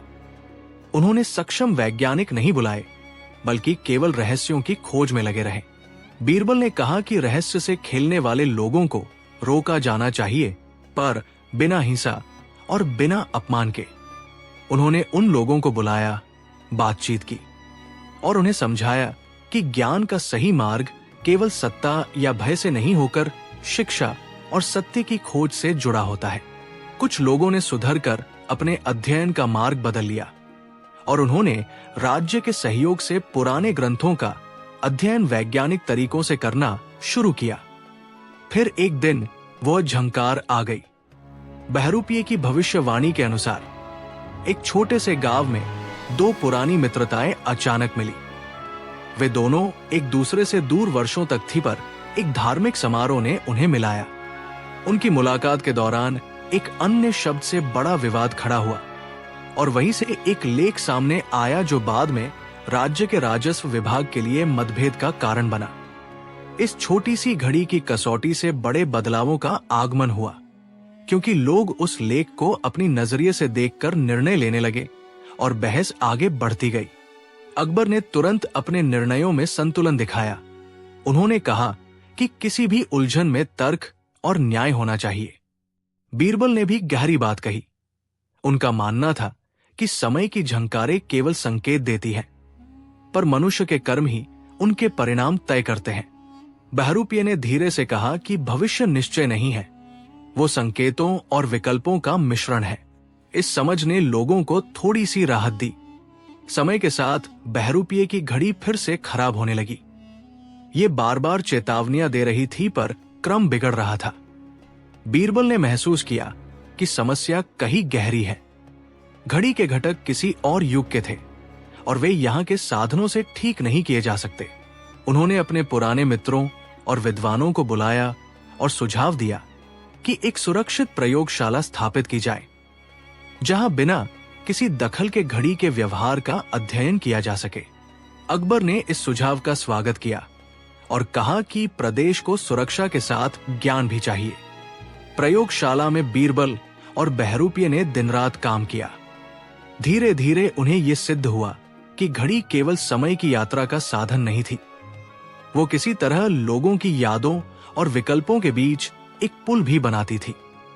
यदि इसे बिना समझदारी के प्रयोग किया जाता तो लोग अपने पुराने पथ पर लौट सकते थे या वे इतिहास की कुछ महत्वपूर्ण शिक्षाओं से वंचित रह जाते। ये समझना निर्णायक था। समय यात्रा केवल तकनीक नहीं, उससे जुड़ी नैतिकता भी थी। अंततः एक दिन बहरूपिये ने घोषणा की कि उसे अपने समय पर लौटना होगा। उसकी यात्रा की अवधि सीमित थी और घड़ी अब और अधिक विस्तार में समय धाराओं को नहीं दिखा सकती थी। उसने अकबर और बीरबल को धन्यवाद दिया और कहा कि उसने बहुत कुछ सीखा, पर उसने ये भी कहा कि समय की सबसे बड़ी सीख ये है कि वर्तमान में किया गया सच्चा कर्म ही भविष्य को आकार देता है। बहरूपिये ने जब प्रस्थान की बातें शुरू की तो लोग भावुक हो उठे। कईयों ने उससे आशीर्वाद मांगा, कुछ ने उससे भविष्य के कुछ और संकेतों की आशा की, पर बहरूपिये ने विनम्रता से इन सभी मांगों से इनकार कर दिया। उसने कहा कि वो केवल राह दिखाता है, पर चलने का काम लोगों का स्वयं का होगा। अलविदा के पलों में बीरबल ने उसे गले लगाया और कहा, तुम्हारी घड़ी ने हमें एक अद्भुत वाकया दिखाया, पर सबसे बड़ी बात यह कि तुमने हमें डराने की बजाय समझाया। बहरूपिये की आंखें नम थी। उसने कहा कि वो आए तो थे, पर लौटकर भी उसका काम खत्म नहीं होगा। उसने कहा कि जहां कहीं भी समय में उलझन होगी वो कदम उठाएगा, पर सबका सहयोग चाहिए होगा। बहरूपिये ने घड़ी का अंतिम बटन दबाया और एक हल्की सी झिलमिलाहट के साथ वो गायब हो गया, छोड़ कर गया केवल एक स्मृति। समय केवल देखा जा सकता है, पर उसे जीना और समझना मानव का कर्म है। दरबार में वापस लौटकर अकबर ने कहा कि इस अनुभव ने उन्हें कई शुभ चिंतन दिए। उनकी नजरें और भी व्यापक हो गई थी। बीरबल ने कहा कि अगर समय यात्रा वास्तविक भी है, तब भी मनुष्य को अपना रास्ता खुद चुनना चाहिए। राज्य में समय के प्रति नई समझ पैदा हुई। लोग अब केवल भविष्य की चाह में नहीं, बल्कि वर्तमान के कर्मों में विश्वास रखने लगे। पुरानी कथाएं, पुराने ग्रंथ और नई तकनीकों का सम्मिश्रण हुआ और एक नई पीढ़ी आई जो सच और विवेक दोनों को साथ लेकर चली। कई साल बाद लोग उस दिन की कहानियां सुनाते रहे, उस अजीब बहरूपिये की जो समय में आया और गया। कुछ लोग उसे केवल एक दृष्टा मानते, कुछ उसे समय का यात्री। पर बीरबल ने एक बार कहा, वो बस एक व्यक्ति था, पर जिसने हमें यह सिखाया कि इतिहास और भविष्य के बीच की सबसे महत्वपूर्ण चीज है वर्तमान। यही कहानी लोगों के बीच घूमती रही, कभी मजाक में, कभी गंभीरता में, पर हमेशा एक सीख के साथ। और महल की खिड़कियों से अब भी कभी कभी उस जगह की तरफ देखा जाता जहां बहरूपिये ने आखिरी बार खड़े होकर हवा में उठकर कहा था, समय को समझो पर उस पर आत्मविश्वास से जियो। कहानी का अंत उस सुनहरी शाम पर होता है जब बीरबल और अकबर महल की छत पर खड़े थे और लम्हा शांत था। बीरबल ने कहा, समय यात्रा का रहस्य हमें दिखाता है कि हर युग का अपना पाठ है। अकबर ने सिर हिलाया और कहा कि वे अपने लोगों को वही पाठ देंगे, परंतु बिना डर के, केवल ज्ञान और सहानुभूति से। और इस तरह एक नया युग धीरे धीरे घर कर गया, जहां लोग अपने समय के महत्व को समझते थे और उसे पूरी जिम्मेदारी के साथ जीते थे। दरबार आलम में उस दिन भी सुबह की तरह चहल पहल थी। सूरज की पहली किरण लाल किले की दीवारों को सुनहरी रंगत दे रही थी। शाही बागों से गुलाब की खुशबू हवा में घुल रही थी। सम्राट अकबर अपने सिंहासन पर विराजमान थे। चारों ओर मंत्रीगण, सेनापति, विद्वान और दरबारी बैठे थे। हर दिन की तरह आज भी अकबर का मन जिज्ञासा से भरा था। बीरबल अपने स्थान पर बैठे मुस्कुरा रहे थे, मानो उन्हें आने वाले किसी रहस्य का आभास हो। अकबर ने बीरबल की ओर देखकर कहा, बीरबल, तुम्हारी बुद्धि का जवाब नहीं, पर आज मैं तुम्हें एक नया मामला सुनाना चाहता हूं। हमारे साम्राज्य के सीमांत प्रदेश से कुछ विचित्र समाचार आए हैं।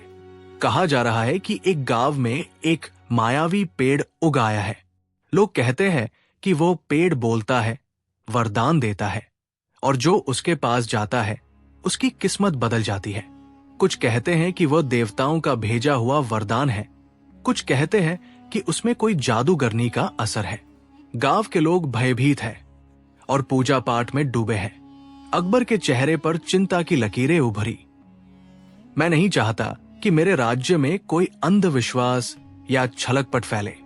बीरबल, तुम इस रहस्य की तह तक जाओ और सच्चाई लेकर आओ। बीरबल ने सिर झुकाया, हुजूर, जैसा आप आदेश दे। सच्चाई चाहे कितनी भी गहरी क्यों न हो, उसे उजागर करना मेरा कर्तव्य है। अगले ही दिन बीरबल कुछ सिपाहियों और अपने विश्वसनीय सेवक के साथ उस रहस्यमयी गांव की ओर रवाना हो गए। रास्ता लंबा था, खेतों से गुजरता, झीलों के किनारे से मुड़ता हुआ और अंत में एक घने जंगल में प्रवेश करता था। जंगल की छाया में हवा ठंडी थी, परंतु वातावरण में एक अजीब सी नमी थी, जैसे पेड़ पौधे भी कोई रहस्य छिपाए बैठे हों। घंटों की यात्रा के बाद बीरबल गांव पहुंचे। गांव के लोग उन्हें देखकर झुक गए। किसी ने कहा, हुजूर, आप आए हैं तो अब हमें मुक्ति मिलेगी। वो पेड़ अब हमें डराता नहीं। बीरबल ने पूछा, क्या वह सचमुच बोलता है? एक बुजुर्ग ने जवाब दिया, जी हुजूर, रात के समय उसमें से आवाजें आती हैं, कभी हंसी की, कभी रुलाई की, और जो भी उसके नीचे जाता है उसके जीवन में कोई विचित्र घटना घटती है। कोई गरीब अचानक अमीर बन जाता है तो कोई बीमार इंसान ठीक हो जाता है। लेकिन पिछले हफ्ते एक युवक वहां गया और 2 दिन में मर गया। तभी से सब डर गए हैं। बीरबल ने गंभीर होकर पूछा, वो पेड़ कहाँ है? गांव वाले उन्हें लेकर जंगल के भीतर गए। कुछ दूर चलने के बाद एक खुला मैदान आया और वहां वो पेड़ खड़ा था, विशाल, घना, मानो कोई प्राचीन रक्षक हो। उसकी शाखाएं अजीब कोणों में मुड़ी हुई थी, पत्ते गहरे नीले रंग के थे और जड़ें धरती से बाहर निकली हुई थी, जैसे किसी जीव की भुजाएं। शाम का समय था। सूर्य की आखिरी किरणें पेड़ पर गिर रही थी। एक ठंडी लहर बीरबल के शरीर से गुजरी। उन्होंने पेड़ के चारों ओर घूमकर निरीक्षण किया। किसी तरह का कोई जादू या तांत्रिक चिन्ह नजर नहीं आया, पर जड़ों के पास कुछ अजीब निशान थे, मानो किसी ने आग जलाने की कोशिश की हो। बीरबल बोले, इस पेड़ की सच्चाई रात में ही समझ आ सकेगी। सब लोग लौट जाए, मैं यही रहकर देखूंगा। गांव वाले डर के मारे पीछे हट गए। बीरबल ने अपने सिपाहियों को पास में छिपा दिया और खुद पेड़ के नीचे बैठ गए। रात गहराने लगी। चांद आसमान में ऊपर चढ़ आया। जंगल की खामोशी में झिंगुरों की आवाजें गूंज रही थी। तभी पेड़ की शाखाएं हल्के से हिलने लगी और एक धीमी फुसफुसाहट सुनाई दी। कौन है वहां? कौन मेरी नींद भंग कर रहा है? बीरबल सतर्क हो गए। आवाज इतनी मानवीय थी कि क्षण भर को भ्रम हुआ। फिर पेड़ से एक और आवाज आई, जो मुझे प्रसाद चढ़ाएगा उसे वरदान मिलेगा। बीरबल ने पेड़ की जड़ों के पास हल्की चमक देखी। उन्होंने धीरे धीरे पास जाकर देखा।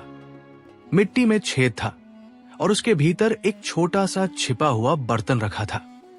बीरबल ने इशारा किया। सिपाहियों ने चारों ओर घेरा बना लिया। तभी झाड़ियों के पीछे से किसी की परछाई हिली। बीरबल गरजे, कौन है वहां? निकलो बाहर। एक दुबला पतला आदमी बाहर आया। चेहरे पर मिट्टी, बाल उलझे हुए, हाथ में कुछ जड़ी बूटियां और एक लकड़ी का बक्सा था। बीरबल ने उसे पकड़ा और पूछा, कौन हो तुम? और ये सब नाटक क्यों कर रहे थे? वो कांपने लगा। हुजूर, मेरी गलती है। मैं एक वैद्य हूं। कुछ महीने पहले मैंने यहां कुछ जड़ी बूटियां बोई थी। एक रात मुझे लगा पेड़ में आवाजें आती है। मैंने देखा कि लोग डरते हैं, तो मैंने इसका फायदा उठाया। मैं रात में पेड़ के पीछे छिपकर बोलता था और लोगों से प्रसाद और चढ़ावा लेने लगा। बीरबल ने मुस्कुराते हुए कहा, तो ये मायावी पेड़ नहीं, बल्कि एक लालची मनुष्य का जाल था। लेकिन तभी हवा का एक झोंका आया और पेड़ की शाखाएं फिर से हिली। अचानक एक गहरी गर्जना जैसी आवाज आई, मुझे झूठा मत कहो, मैं जीवित हूं। सभी सिपाही डरकर पीछे हट गए। बीरबल भी क्षण भर के लिए चौंके, पर तुरंत उन्होंने मशाल उठाई और पेड़ की ओर बढ़े। उन्होंने देखा कि पेड़ की जड़ के भीतर से हवा का बहाव हो रहा है। जब मशाल पास लाई तो अंदर एक खोखली सुरंग नजर आई। बीरबल ने सिपाहियों को आदेश दिया, खुदाई करो। कुछ देर बाद सुरंग खुली और उसके भीतर से मिट्टी के बर्तन, सोने के सिक्के और पुराने युग की ताम्रपत्रन निकल आए। बीरबल ने वैद्य की ओर देखा, ये खजाना भी तुम्हारा काम है? वो बोला, नहीं हुजूर, मुझे इसका कोई ज्ञान नहीं था। मैं तो बस लोगों को बेवकूफ बना रहा था। बीरबल ने उस ताम्रपत्र को उठाया। उस पर कुछ संस्कृत श्लोक अंकित थे। बीरबल ने उन्हें पढ़ने की कोशिश की और पाया कि यह किसी प्राचीन साधु की गुफा थी, जो वर्षों पहले यहां ध्यान किया करता था। उसकी गुफा समय के साथ मिट्टी में दब गई और उस पर यह पेड़ उगाया। शायद कभी कभी हवा गुफा से निकलती थी, जिससे आवाजें सुनाई देती थी। बीरबल ने कहा, तो सच्चाई यह है कि यह पेड़ मायावी नहीं, बल्कि प्रकृति का खेल है। और वैद्य ने लोगों की अंधविश्वासी सोच का फायदा उठाकर इसे देवता का रूप दे दिया। अगले दिन सुबह गांव में सबको बुलाया गया। बीरबल ने सबके सामने वैद्य का अपराध उजागर किया। लोग हैरान रह गए। बीरबल ने कहा, विश्वास महान है, पर बिना समझे किसी चीज को पूजना मूर्खता है। बुद्धि का उपयोग करो, क्योंकि अंधविश्वास इंसान की सबसे बड़ी बेड़ी है। अकबर को जब बीरबल की इस सूझबूझ की खबर मिली तो वो मुस्कुरा उठे। दरबार में उन्होंने बीरबल की प्रशंसा करते हुए कहा, तुमने फिर साबित कर दिया कि सच्ची बुद्धिमत्ता वही है जो अंधकार में भी प्रकाश ढूंढ ले। बीरबल ने नम्रता से उत्तर दिया, जहां विश्वास हो वहां सत्य की खोज और भी आवश्यक हो जाती है हुजूर। उस दिन से उस गांव का मायावी पेड़ अब केवल एक पेड़ रह गया, लेकिन उसके नीचे लोग बैठकर ज्ञान की बातें करने लगे और बीरबल की बुद्धिमानी की कहानी चारों दिशाओं में फैल गई। दरबार में उस दिन भी वैसी ही हल्की सी हलचल थी जैसी हमेशा रहती थी। लाल पत्थरों की दीवारों पर धूप की लकीरें खेल रही थी और शाही बागों से आती हवा में गुलाब की हवा खुशबू मिल रही थी। सम्राट अकबर अपनी राजसी मुद्राओं में विराजमान थे। उनके चारों ओर मंत्री, सेनापतियों और विद्वानों का सूरम्या जमावड़ा था। बीरबल अपनी सहज मुस्कान के साथ उस समय भी अपने स्थान पर बैठे थे। उनके चेहरे पर कुछ वैसा ही चतुर सा प्रकाश था जो किसी पहेली के हल होने से पहले आता है। दरबार के मुख्य द्वार पर किसी ने धीरे से घोषणा की और घोषणा के साथ ही हवा में एक अजीब सी तकरार की खनक गूंजी, हुजूर, बाहर एक साधु है जो कह रहा है कि उसके पास असीम शक्तियां हैं। वो स्वयं को भूत प्रेत से भी परे बताता है और किसी भी प्रश्न का उत्तर दे सकता है। ये सुनकर दरबार में हलचल बढ़ गई।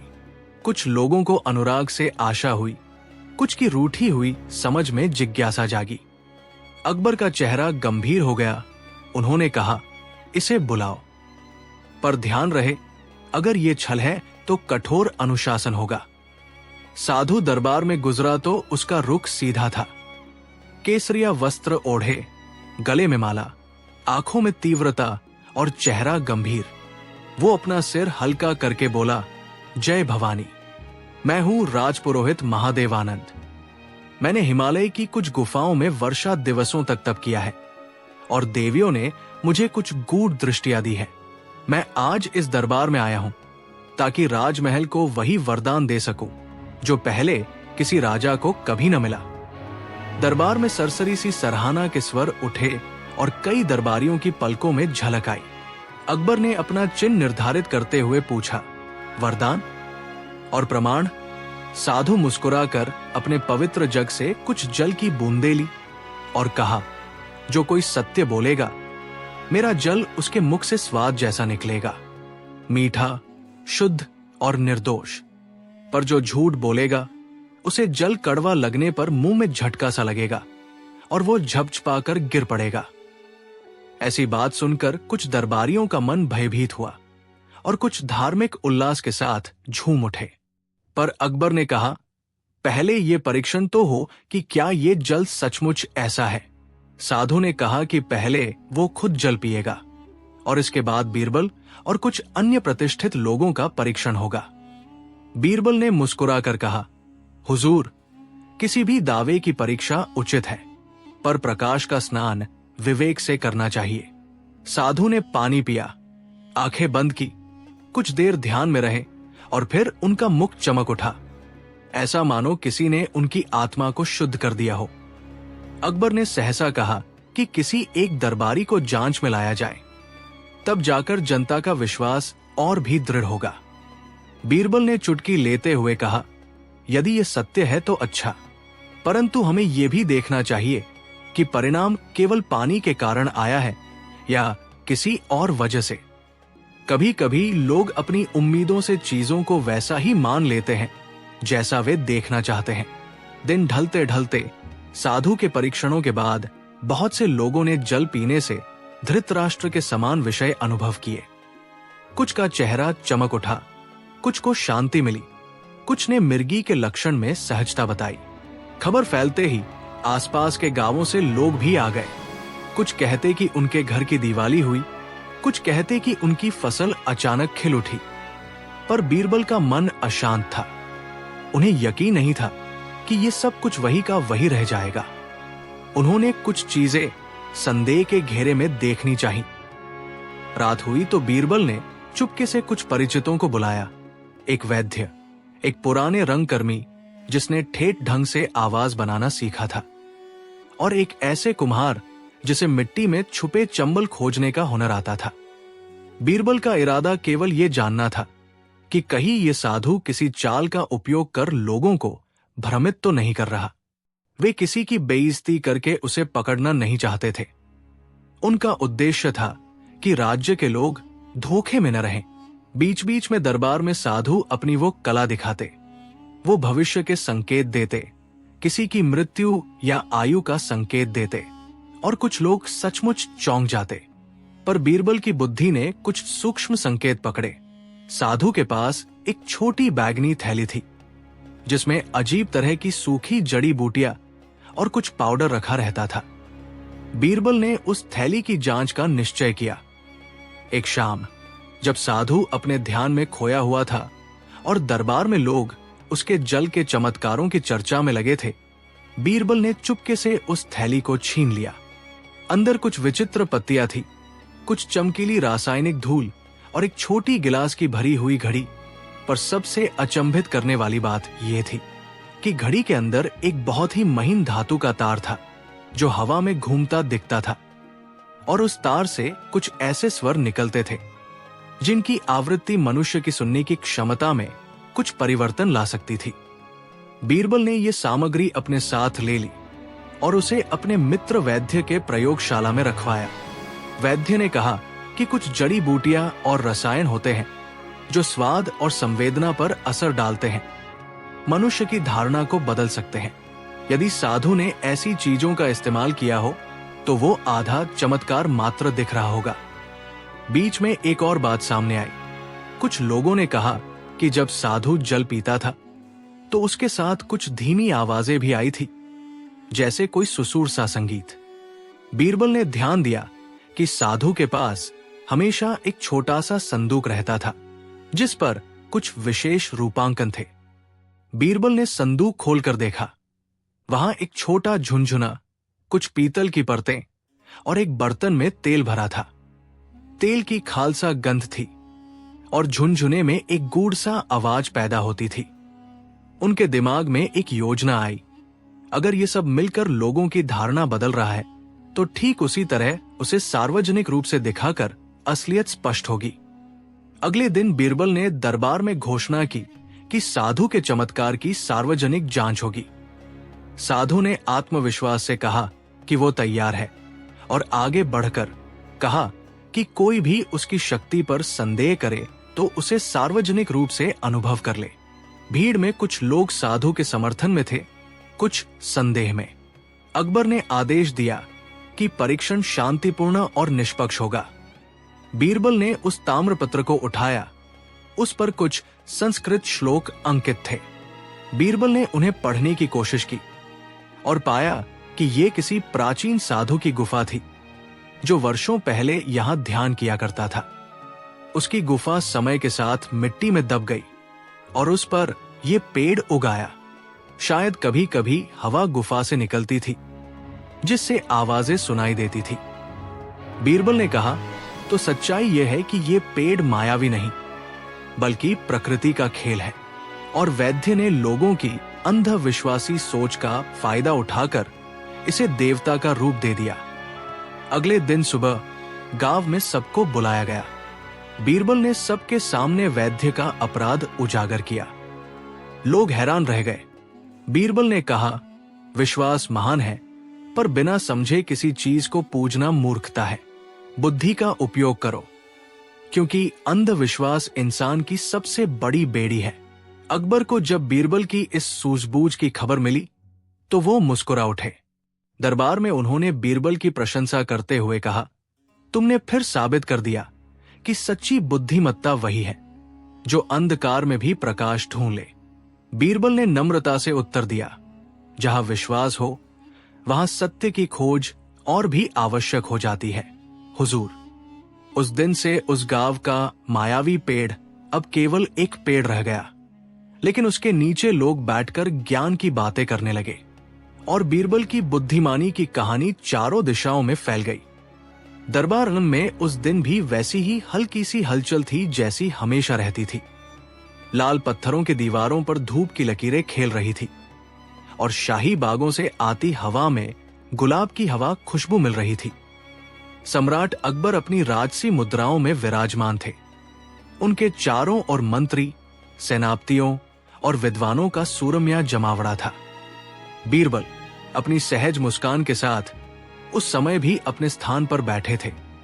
उनके चेहरे पर कुछ वैसा ही चतुर सा प्रकाश था जो किसी पहेली के हल होने से पहले आता है।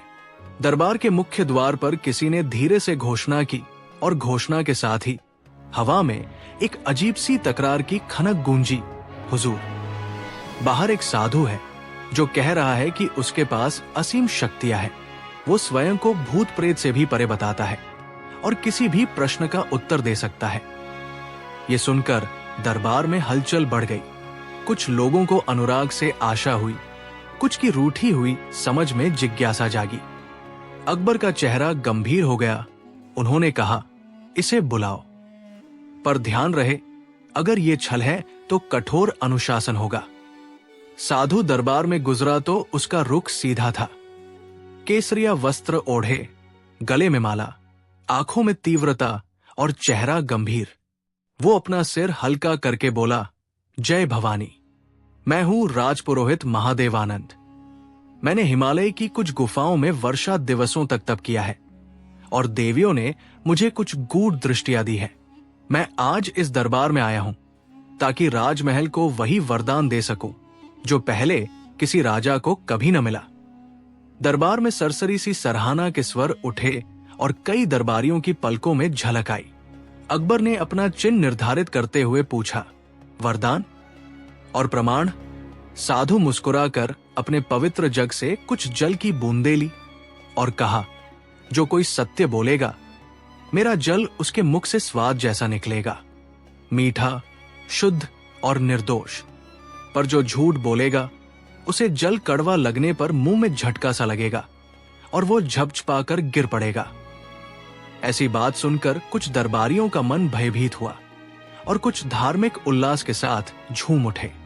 पर अकबर ने कहा, पहले ये परीक्षण तो हो कि क्या ये जल सचमुच ऐसा है। साधु ने कहा कि पहले वो खुद जल पिएगा और इसके बाद बीरबल और कुछ अन्य प्रतिष्ठित लोगों का परीक्षण होगा। बीरबल ने मुस्कुराकर कहा, हुजूर, किसी भी दावे की परीक्षा उचित है, पर प्रकाश का स्नान विवेक से करना चाहिए। साधु ने पानी पिया, आंखें बंद की, कुछ देर ध्यान में रहे और फिर उनका मुख चमक उठा, ऐसा मानो किसी ने उनकी आत्मा को शुद्ध कर दिया हो। अकबर ने सहसा कहा कि किसी एक दरबारी को जांच में लाया जाए, तब जाकर जनता का विश्वास और भी दृढ़ होगा। बीरबल ने चुटकी लेते हुए कहा, यदि ये सत्य है तो अच्छा, परंतु हमें यह भी देखना चाहिए कि परिणाम केवल पानी के कारण आया है या किसी और वजह से। कभी कभी लोग अपनी उम्मीदों से चीजों को वैसा ही मान लेते हैं जैसा वे देखना चाहते हैं। दिन ढलते ढलते साधु के परीक्षणों के बाद बहुत से लोगों ने जल पीने से धृतराष्ट्र के समान विषय अनुभव किए। कुछ का चेहरा चमक उठा, कुछ को शांति मिली, कुछ ने मिर्गी के लक्षण में सहजता बताई। खबर फैलते ही आसपास के गांवों से लोग भी आ गए। कुछ कहते कि उनके घर की दिवाली हुई, कुछ कहते कि उनकी फसल अचानक खिल उठी। पर बीरबल का मन अशांत था। उन्हें यकीन नहीं था कि ये सब कुछ वही का वही रह जाएगा। उन्होंने कुछ चीजें संदेह के घेरे में देखनी चाहिए। रात हुई तो बीरबल ने चुपके से कुछ परिचितों को बुलाया। एक वैद्य, एक पुराने रंगकर्मी जिसने ठेठ ढंग से आवाज बनाना सीखा था, और एक ऐसे कुम्हार जिसे मिट्टी में छुपे चंबल खोजने का हुनर आता था। बीरबल का इरादा केवल यह जानना था कि कहीं ये साधु किसी चाल का उपयोग कर लोगों को भ्रमित तो नहीं कर रहा। वे किसी की बेइज्जती करके उसे पकड़ना नहीं चाहते थे। उनका उद्देश्य था कि राज्य के लोग धोखे में न रहें। बीच बीच में दरबार में साधु अपनी वो कला दिखाते, वो भविष्य के संकेत देते, किसी की मृत्यु या आयु का संकेत देते, और कुछ लोग सचमुच चौंक जाते। पर बीरबल की बुद्धि ने कुछ सूक्ष्म संकेत पकड़े। साधु के पास एक छोटी बैगनी थैली थी जिसमें अजीब तरह की सूखी जड़ी बूटियां और कुछ पाउडर रखा रहता था। बीरबल ने उस थैली की जांच का निश्चय किया। एक शाम जब साधु अपने ध्यान में खोया हुआ था और दरबार में लोग उसके जल के चमत्कारों की चर्चा में लगे थे, बीरबल ने चुपके से उस थैली को छीन लिया। अंदर कुछ विचित्र पत्तियां थी, कुछ चमकीली रासायनिक धूल और एक छोटी गिलास की भरी हुई घड़ी। पर सबसे अचंभित करने वाली बात यह थी कि घड़ी के अंदर एक बहुत ही महीन धातु का तार था जो हवा में घूमता दिखता था, और उस तार से कुछ ऐसे स्वर निकलते थे जिनकी आवृत्ति मनुष्य की सुनने की क्षमता में कुछ परिवर्तन ला सकती थी। बीरबल ने यह सामग्री अपने साथ ले ली और उसे अपने मित्र वैद्य के प्रयोगशाला में रखवाया। वैद्य ने कहा कि कुछ जड़ी बूटियां और रसायन होते हैं जो स्वाद और संवेदना पर असर डालते हैं, मनुष्य की धारणा को बदल सकते हैं। यदि साधु ने ऐसी चीजों का इस्तेमाल किया हो तो वो आधा चमत्कार मात्र दिख रहा होगा। बीच में एक और बात सामने आई। कुछ लोगों ने कहा कि जब साधु जल पीता था तो उसके साथ कुछ धीमी आवाजें भी आई थी, जैसे कोई सुसूर सा संगीत। बीरबल ने ध्यान दिया कि साधु के पास हमेशा एक छोटा सा संदूक रहता था जिस पर कुछ विशेष रूपांकन थे। बीरबल ने संदूक खोलकर देखा। वहां एक छोटा झुनझुना, कुछ पीतल की परतें और एक बर्तन में तेल भरा था। तेल की खालसा गंध थी और झुनझुने में एक गूढ़ सा आवाज पैदा होती थी। उनके दिमाग में एक योजना आई।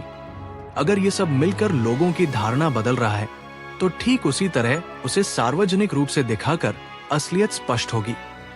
अगले दिन बीरबल ने दरबार में घोषणा की कि साधु के चमत्कार की सार्वजनिक जांच होगी। साधु ने आत्मविश्वास से कहा कि वो तैयार है और आगे बढ़कर कहा कि कोई भी उसकी शक्ति पर संदेह करे तो उसे सार्वजनिक रूप से अनुभव कर ले। भीड़ में कुछ लोग साधु के समर्थन में थे, कुछ संदेह में। अकबर ने आदेश दिया कि परीक्षण शांतिपूर्ण और निष्पक्ष होगा। परीक्षण के रूप में बीरबल ने कहा कि 2 परिचितों का चयन किया जाए, एक जिसे साधु ने पहले आशीर्वाद दिया था और जिनके जीवन में कुछ अच्छा हुआ था, और दूसरा एक आम आदमी जिसे साधु ने शेष अपवादों के समय आंखा दिखाई थी। दोनों को साधु के सामने लाया गया और साधु ने जल की पवित्रता का प्रदर्शन किया।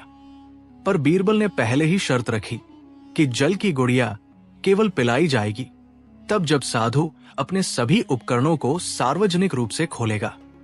साधु थोड़े अचंभित हुए पर उन्होंने इनकार करने की हिम्मत न दिखाई। आखिरकार वे राज दरबार की आज्ञा का सम्मान करते थे। साधु की चीजें जब सार्वजनिक रूप से खोली गई तो दरबार में हिस हिस की आवाज उठी। उनमें से कुछ घटक सामने आकर पड़े, सुगंधित तेल, पाउडर और एक झुनझुने वाला यंत्र जिसे बीरबल के रंगकर्मी ने कुछ खास धुनों की तरह बजाया था। वैद्य ने उसमें जो रसायन थे उनकी व्याख्या की। ये सब मिलकर मनुष्य के स्वाद और संवेदना पर असर डाल सकता है और इसके साथ साथ छोटे छोटे दृश्य ध्वनि प्रभाव लोगों की धारणा को और भी सुदृढ़ बना देते। साधु का भौतिक आधार टूट गया पर वे तब भी कुछ कहने का प्रयास करने लगे। उन्होंने कहा कि उनका उद्देश्य लोगों को सही मार्ग दिखाना है। पर बीरबल ने शांतिपूर्वक कहा कि यदि किसी भी साधु को फल फूल और धन लेने का अधिकार होता तो वो जनता को सही मार्ग दिखाने से पहले उन पर भ्रमित करने का काम कर रहा था।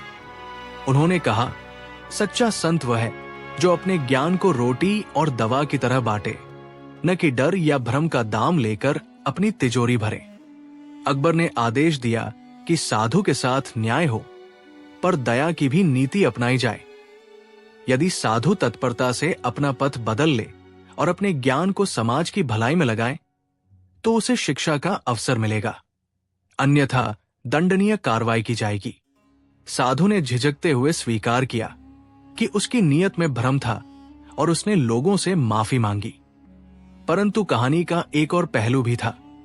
कुछ दिन बाद बीरबल ने देखा कि साधु के अनुयायी चुपके चुपके नदी के किनारे जाते और शोरगुल मचाकर कुछ उनकी भष्टित पूजा करते।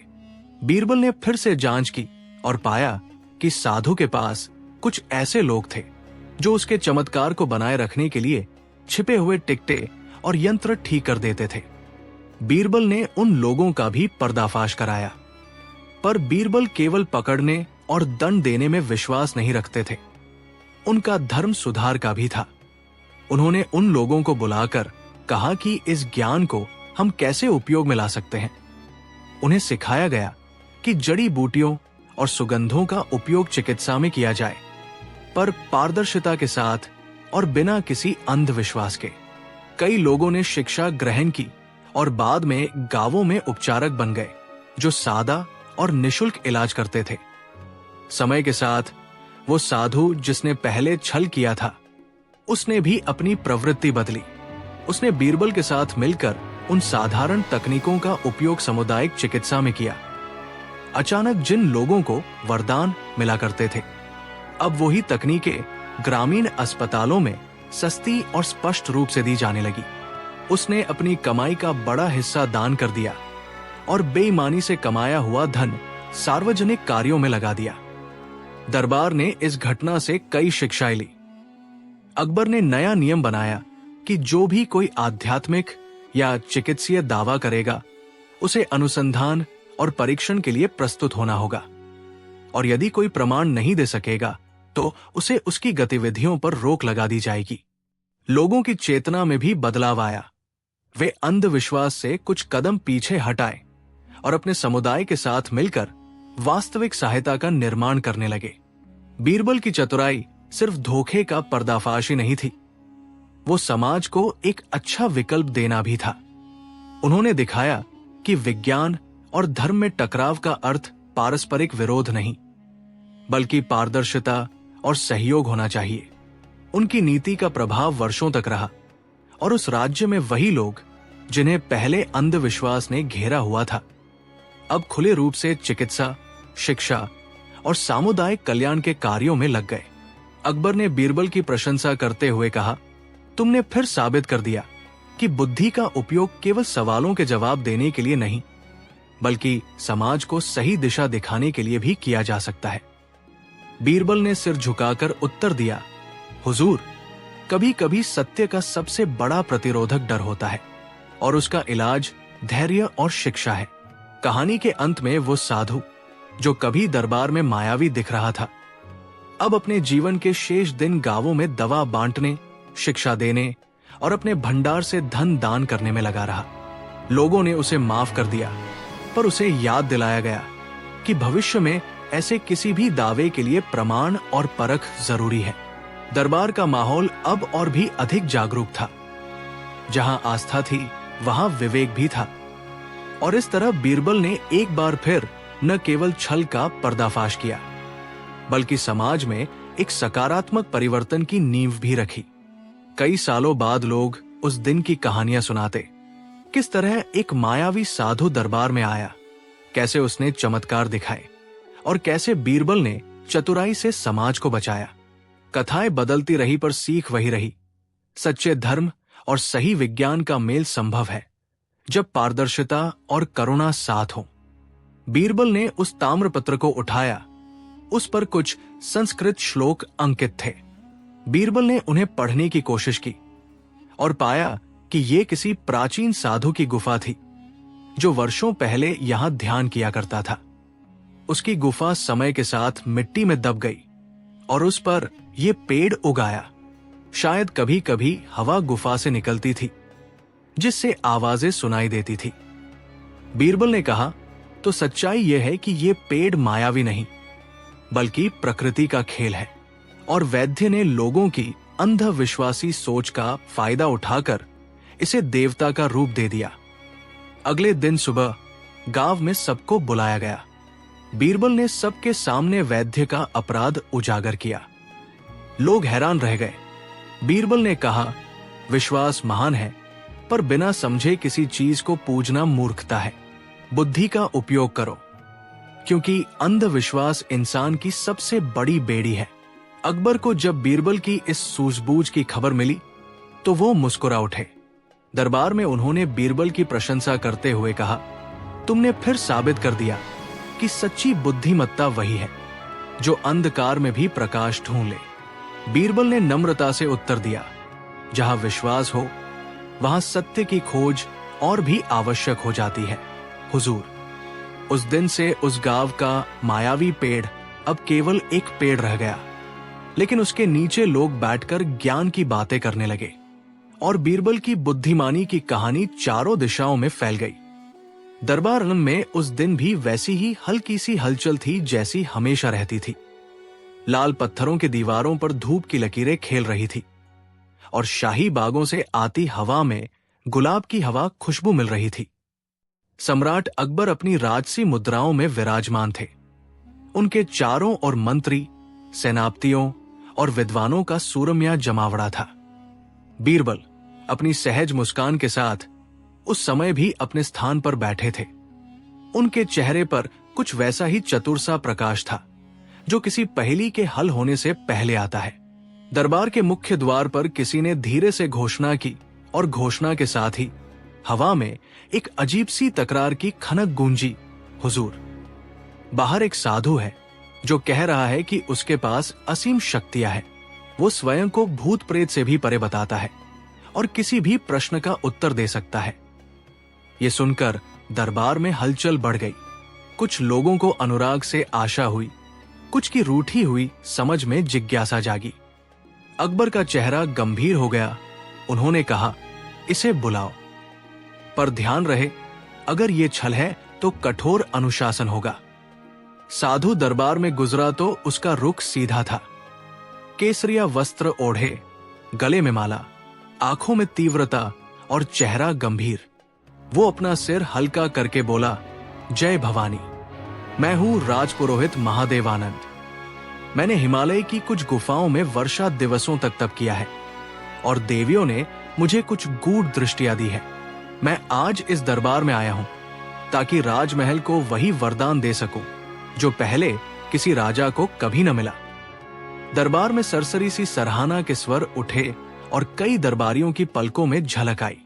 अकबर ने अपना चिन्ह निर्धारित करते हुए पूछा, वरदान और प्रमाण? साधु मुस्कुराकर अपने पवित्र जग से कुछ जल की बूंदें ली और कहा, जो कोई सत्य बोलेगा मेरा जल उसके मुख से स्वाद जैसा निकलेगा, मीठा, शुद्ध और निर्दोष। पर जो झूठ बोलेगा उसे जल कड़वा लगने पर मुंह में झटका सा लगेगा और वो झपझपाकर गिर पड़ेगा। ऐसी बात सुनकर कुछ दरबारियों का मन भयभीत हुआ और कुछ धार्मिक उल्लास के साथ झूम उठे। पर अकबर ने कहा, पहले ये परीक्षण तो हो कि क्या ये जल सचमुच ऐसा है। साधु ने कहा कि पहले वो खुद जल पिएगा और इसके बाद बीरबल और कुछ अन्य प्रतिष्ठित लोगों का परीक्षण होगा। बीरबल ने मुस्कुराकर कहा, हुजूर, किसी भी दावे की परीक्षा उचित है, पर प्रकाश का स्नान विवेक से करना चाहिए। साधु ने पानी पिया, आंखें बंद की, कुछ देर ध्यान में रहे और फिर उनका मुख चमक उठा, ऐसा मानो किसी ने उनकी आत्मा को शुद्ध कर दिया हो। अकबर ने सहसा कहा कि किसी एक दरबारी को जांच में लाया जाए, तब जाकर जनता का विश्वास और भी दृढ़ होगा। बीरबल ने चुटकी लेते हुए कहा, यदि ये सत्य है तो अच्छा, परंतु हमें यह भी देखना चाहिए कि परिणाम केवल पानी के कारण आया है या किसी और वजह से। कभी कभी लोग अपनी उम्मीदों से चीजों को वैसा ही मान लेते हैं जैसा वे देखना चाहते हैं। दिन ढलते ढलते साधु के परीक्षणों के बाद बहुत से लोगों ने जल पीने से धृतराष्ट्र के समान विषय अनुभव किए। कुछ का चेहरा चमक उठा, कुछ को शांति मिली, कुछ ने मिर्गी के लक्षण में सहजता बताई। खबर फैलते ही आसपास के गांवों से लोग भी आ गए। कुछ कहते कि उनके घर की दिवाली हुई, कुछ कहते कि उनकी फसल अचानक खिल उठी। पर बीरबल का मन अशांत था। उन्हें यकीन नहीं था कि ये सब कुछ वही का वही रह जाएगा। उन्होंने कुछ चीजें संदेह के घेरे में देखनी चाहिए। रात हुई तो बीरबल ने चुपके से कुछ परिचितों को बुलाया। एक वैद्य, एक पुराने रंगकर्मी जिसने ठेठ ढंग से आवाज बनाना सीखा था, और एक ऐसे कुम्हार जिसे मिट्टी में छुपे चंबल खोजने का हुनर आता था। बीरबल का इरादा केवल यह जानना था कि कहीं ये साधु किसी चाल का उपयोग कर लोगों को भ्रमित तो नहीं कर रहा। वे किसी की बेइज्जती करके उसे पकड़ना नहीं चाहते थे। उनका उद्देश्य था कि राज्य के लोग धोखे में न रहें। बीच बीच में दरबार में साधु अपनी वो कला दिखाते, वो भविष्य के संकेत देते, किसी की मृत्यु या आयु का संकेत देते, और कुछ लोग सचमुच चौंक जाते। पर बीरबल की बुद्धि ने कुछ सूक्ष्म संकेत पकड़े। साधु के पास एक छोटी बैगनी थैली थी जिसमें अजीब तरह की सूखी जड़ी बूटियां और कुछ पाउडर रखा रहता था। बीरबल ने उस थैली की जांच का निश्चय किया।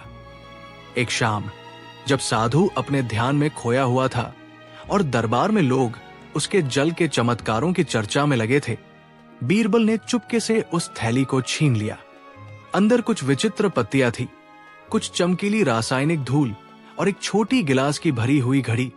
पर सबसे अचंभित करने वाली बात यह थी कि घड़ी के अंदर एक बहुत ही महीन धातु का तार था जो हवा में घूमता दिखता था।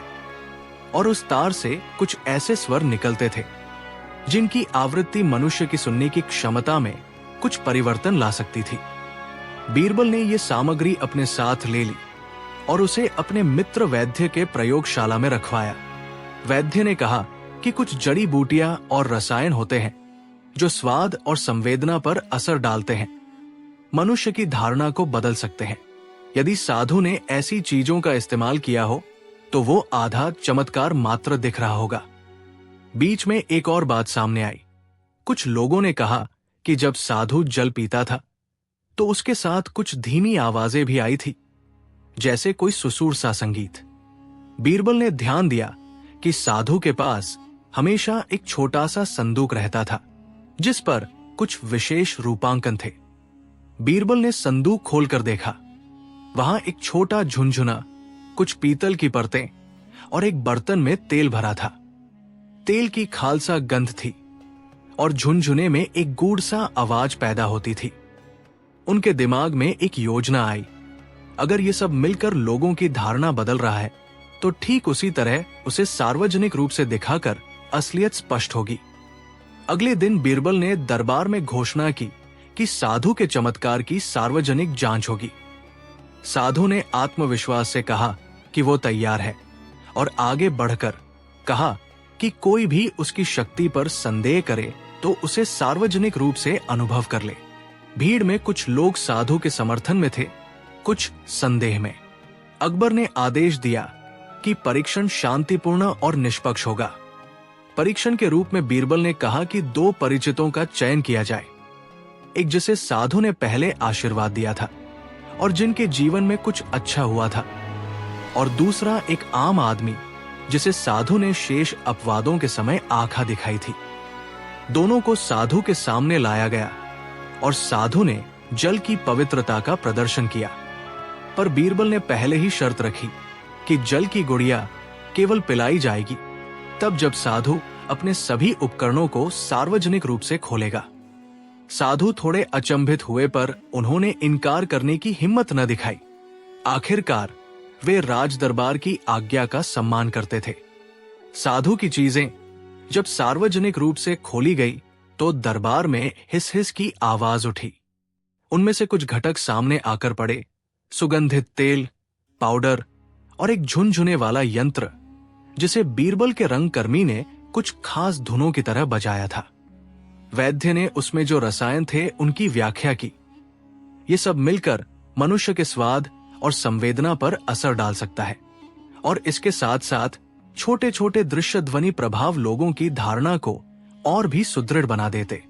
साधु का भौतिक आधार टूट गया पर वे तब भी कुछ कहने का प्रयास करने लगे।